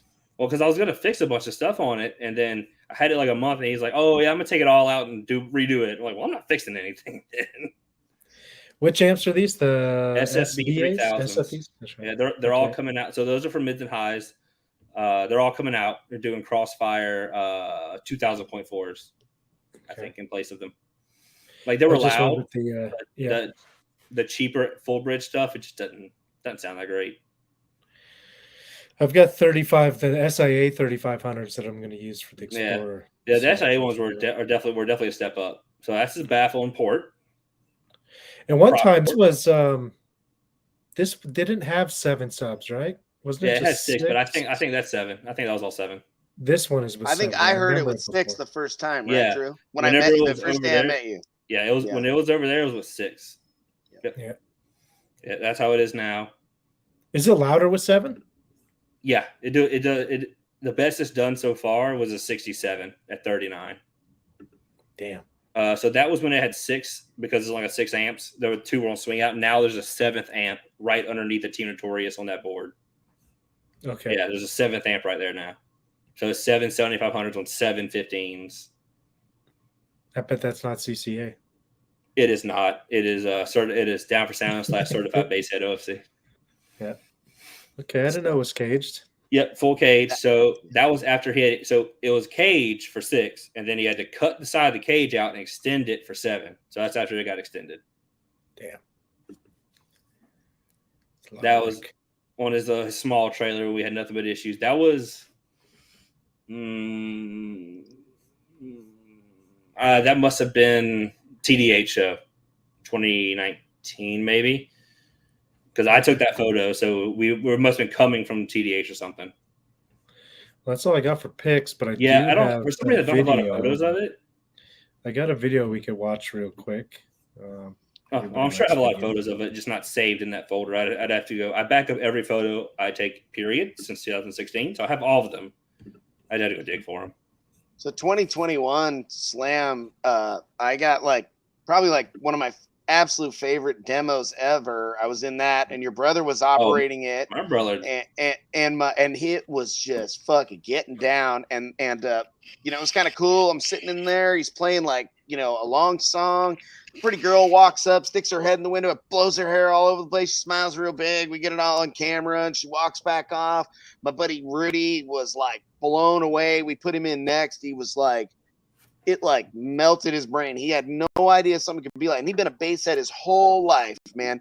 And he was crazy about that thing. He was like, man, we got to do something like this. So we talked about doing a flat wall in his build, just based off of that truck. And, that truck it needs some love right now, just because it's been so loud for so long. It needs some love. It needs to be redone. But that thing is just the walls in the cab. It can drive. So when you got the demo at Slam, Nick drove it to Slam from Louisiana, towing a trailer. Yeah. So I mean, that truck's not it's that super clean. I mean, the install work is very well super done nice. too. Yeah, me and Steve talk about it sometimes, and I'm like, man, you gotta fucking send that thing out here, man. I'll get on that shit. I mean, obviously he's got to pay me, but I want to fucking build it. I want to make that thing beautiful. Gross. That truck's, it's a lot to love, watch man. This video? Yeah. Yes, sir. We got. Is this the one with you in it? No, it's only a minute. It's this one with you. I shot this. So this isn't turned up all the way at any period, I don't think. Can you guys not hear it? I can hear it. Okay, I can hear it too. Yeah. I shot that. I was hanging out at Brandon's Explorer.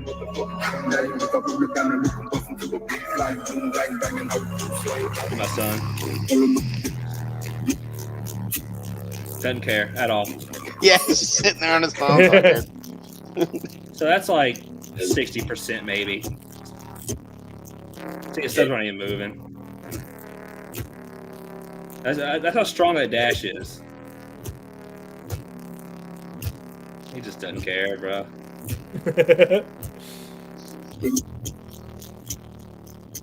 But that video really showed how strong our dash, my Tahoe dash is strong like that, but they look OEM, which is the goal. So what'd you do to do that? How did you make that happen?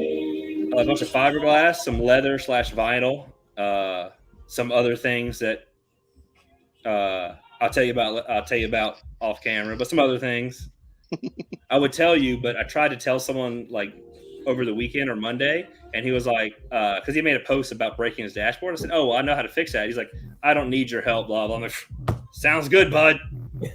Keep breaking them shits." Especially the Chevy dashboards are terrible. Yeah, it's a Chevy dashboard. That dash has never broken in that truck. Yeah, that's pretty fucking solid looking right there. The whole ass truck's going ham, and the dash is solid as a rock. That's a challenge. You don't need my help, so I'm not gonna say in public what I did. Well, you know the rule, man. We've talked about this before. If somebody ain't asking for advice, don't fucking give it. Yeah, I get pretty annoyed when people give me unsolicited advice, but I try my best not to be negative. Sometimes I'm like, nobody fucking asked you. That's basically what he said, but he said it in a little bit more rude way. It's like, all right, sounds good. Look at this beautiful ass scenery. Where was this? Biloxi. Damn, dude, I gotta get away from Vegas. I hate it here. Oh no, that beach is kind of a shithole. I like shooting cinematic, so I made sure to go out at that time. Hell yeah, dude! I freaking love this truck. You know what's crazy too is a lot of people may not know is the first year we did the Deadliest demo at Slams, Duncan's truck and his van were in the top 4. Yeah, that's how gnarly. Well, I think it was the same way. That was 2020 or 20. Yeah. She liked the way it drip drop. 2020 was canceled, so it was 2019. It was 2019. It would have been 2020. The truck was, and then it was 2021 that we gave him the award, and it was half of us were saying the van and half of us were saying the truck. Yeah, because that was the only year they were both there because Nick drove the truck. Because 19 was the first year. That was when Hutchinson won it. Yeah. And that was before he had the van. This was at the CES show. It had to have been. Yeah, because this would have been 2019. 2020 because it's 7 subs. I was Is it about 7 30 subs pounds there? heavier. Oh, a fat ass I am. Yeah, that's 7. That's Okay. what it says 7. So Oh, okay. Look at I even didn't see- Darian over there too. Yeah. This is, Oh, yeah. oh, this is when he's gonna. Oh, hey, look at Where's Roth, Roth? the 2022 winner. That was a good year at the CS show. Actually, no, the trees in the background. This has got to be TDH or something. yeah, because I don't think Roth has been to CES or SEMA. No, As soon as I saw Roth, I'm like, oh well, that can't be that side of the country. I bet this is TDH. Yeah, I'm that's wearing the TDH. green- Yeah, the green yeah. Look at the shirt. background. Dan. That's TDH. TDH, another awesome show I love going to every year. Dude, it's like 17 hours for us. I'm like, man, Where is that shit? like It's Virginia, in like, Virginia, yeah, dude. But North Bobby, Virginia. it's big, bro. It's the biggest show outside of Slam on that side of the country. It's like 700-800 people, Dude, 300-400 cars. I It's must have been gnarly. looking the wrong direction because it didn't seem that big to me. No, Like, no, I mean, of course, no, it was a good show because I knew it was like a community meeting of just all the bass heads who all know each other. So it was really cool. But I'm like, man, like I'm seeing all these people at Slam. So I think that's why we skipped this year. It was because like we're gonna see them all at Slam anyway. right? And it's 17 hours or something like that. Yeah, it's a long drive. I mean, obviously, I fly. It's the other side of the Yeah. country, but yeah, 17 hours is a little much for a car show if it's not like Slam sized. So I mean, even Slam's only 12. Well, The it's only show 28 that for me. the only show that's further than It's definitely flying for me. Fuck all of that driving Is, all the way there shit. I'm the good. Vegas drive is the longest one we've done. It's 20. It's map says 24 hours, but it takes like 30 something. I'll tell you that the 28 from to Slam, it sounds like a lot, but when you're with somebody like Hammy and Oh, you're yeah. taking turns every And you're 4 or not 5 driving a hours wall vehicle driving, towing 20,000 pounds or something. Yeah, I'm sure it's dude, great. we had That's so great. much fun this last Slam trip. The 4 days on the road was, I mean, we just bounce off each other, just bullshitting and giving each other shit and Yeah, just I being mean, retards, you know. And it's a ton that's of how me fun. and We should- Steven are, and that's how me and my brother are. That's why we can road trip so well together. I mean, because Yeah. Nick went with me to Vegas for SEMA last year, and it's always good traveling with him. It's just easy. Hell yeah. Yeah, but yeah, that SEMA trip was a haul, bro. Yeah, you're about to do it again here in a few months. So Well, hopefully Duncan drives his own shit. okay. Well, yeah. Well, I'm not sure what the plan is yet because obviously we're gonna bring the van, but we just haven't decided how we're getting it there yet. Gotcha. But it'll be Cool, there, and I'll be boys. there. So Yeah. Well, when it's my turn to do my little show, I'll go all over the showdown and all that stuff. So I think we did good today, boys. We did 2 hours and 20 minutes almost, and hell yeah. my dog's over here asking why I haven't fed him yet. So I think it's a good time. Well, I to mean, cut we out. fed ours 4 hours ago because it's almost 10:30 here. Yeah. Cool. Well, Yep. Well, Gentlemen, else you boys want to As touch on? always, this has been great. So I thought it was next week. It is not. It is the week after next. We will have our first guest on, unless we have one next week. Okay. Well, That's we when will- you're going to be We will have traveling, right? Chris Pate of Oh, good MTI deal. Mobile Yeah. Toys Inc. And then Jeffrey if he wants to also be on the feed. So That's 2 weeks, right? yeah, that'll Should be that? on the August 3rd. Will be that's when I'm gonna go up there like a day early, basically, just so get Chris on there because he's talk about accomplished. Right.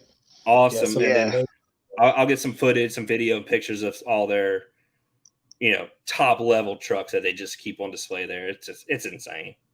Cool. his All right, fucking and the next C10 week, is so sick, dude. Okay, anyway, we'll Yeah. go on. We'll start talking Yeah, about C10s, and it'll be I know. over. Yeah. We'll be Gentlemen. on for another hour.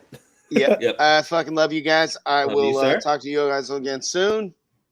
Everybody else, be good. Be Yep. nice to Yep. people. Everyone, be We'll see you nice. guys All right, next boys. week. We'll see. Be We'll kind. see y'all next Wednesday. Yeah. Be nice to people. Key. Yeah, later. Later. boys.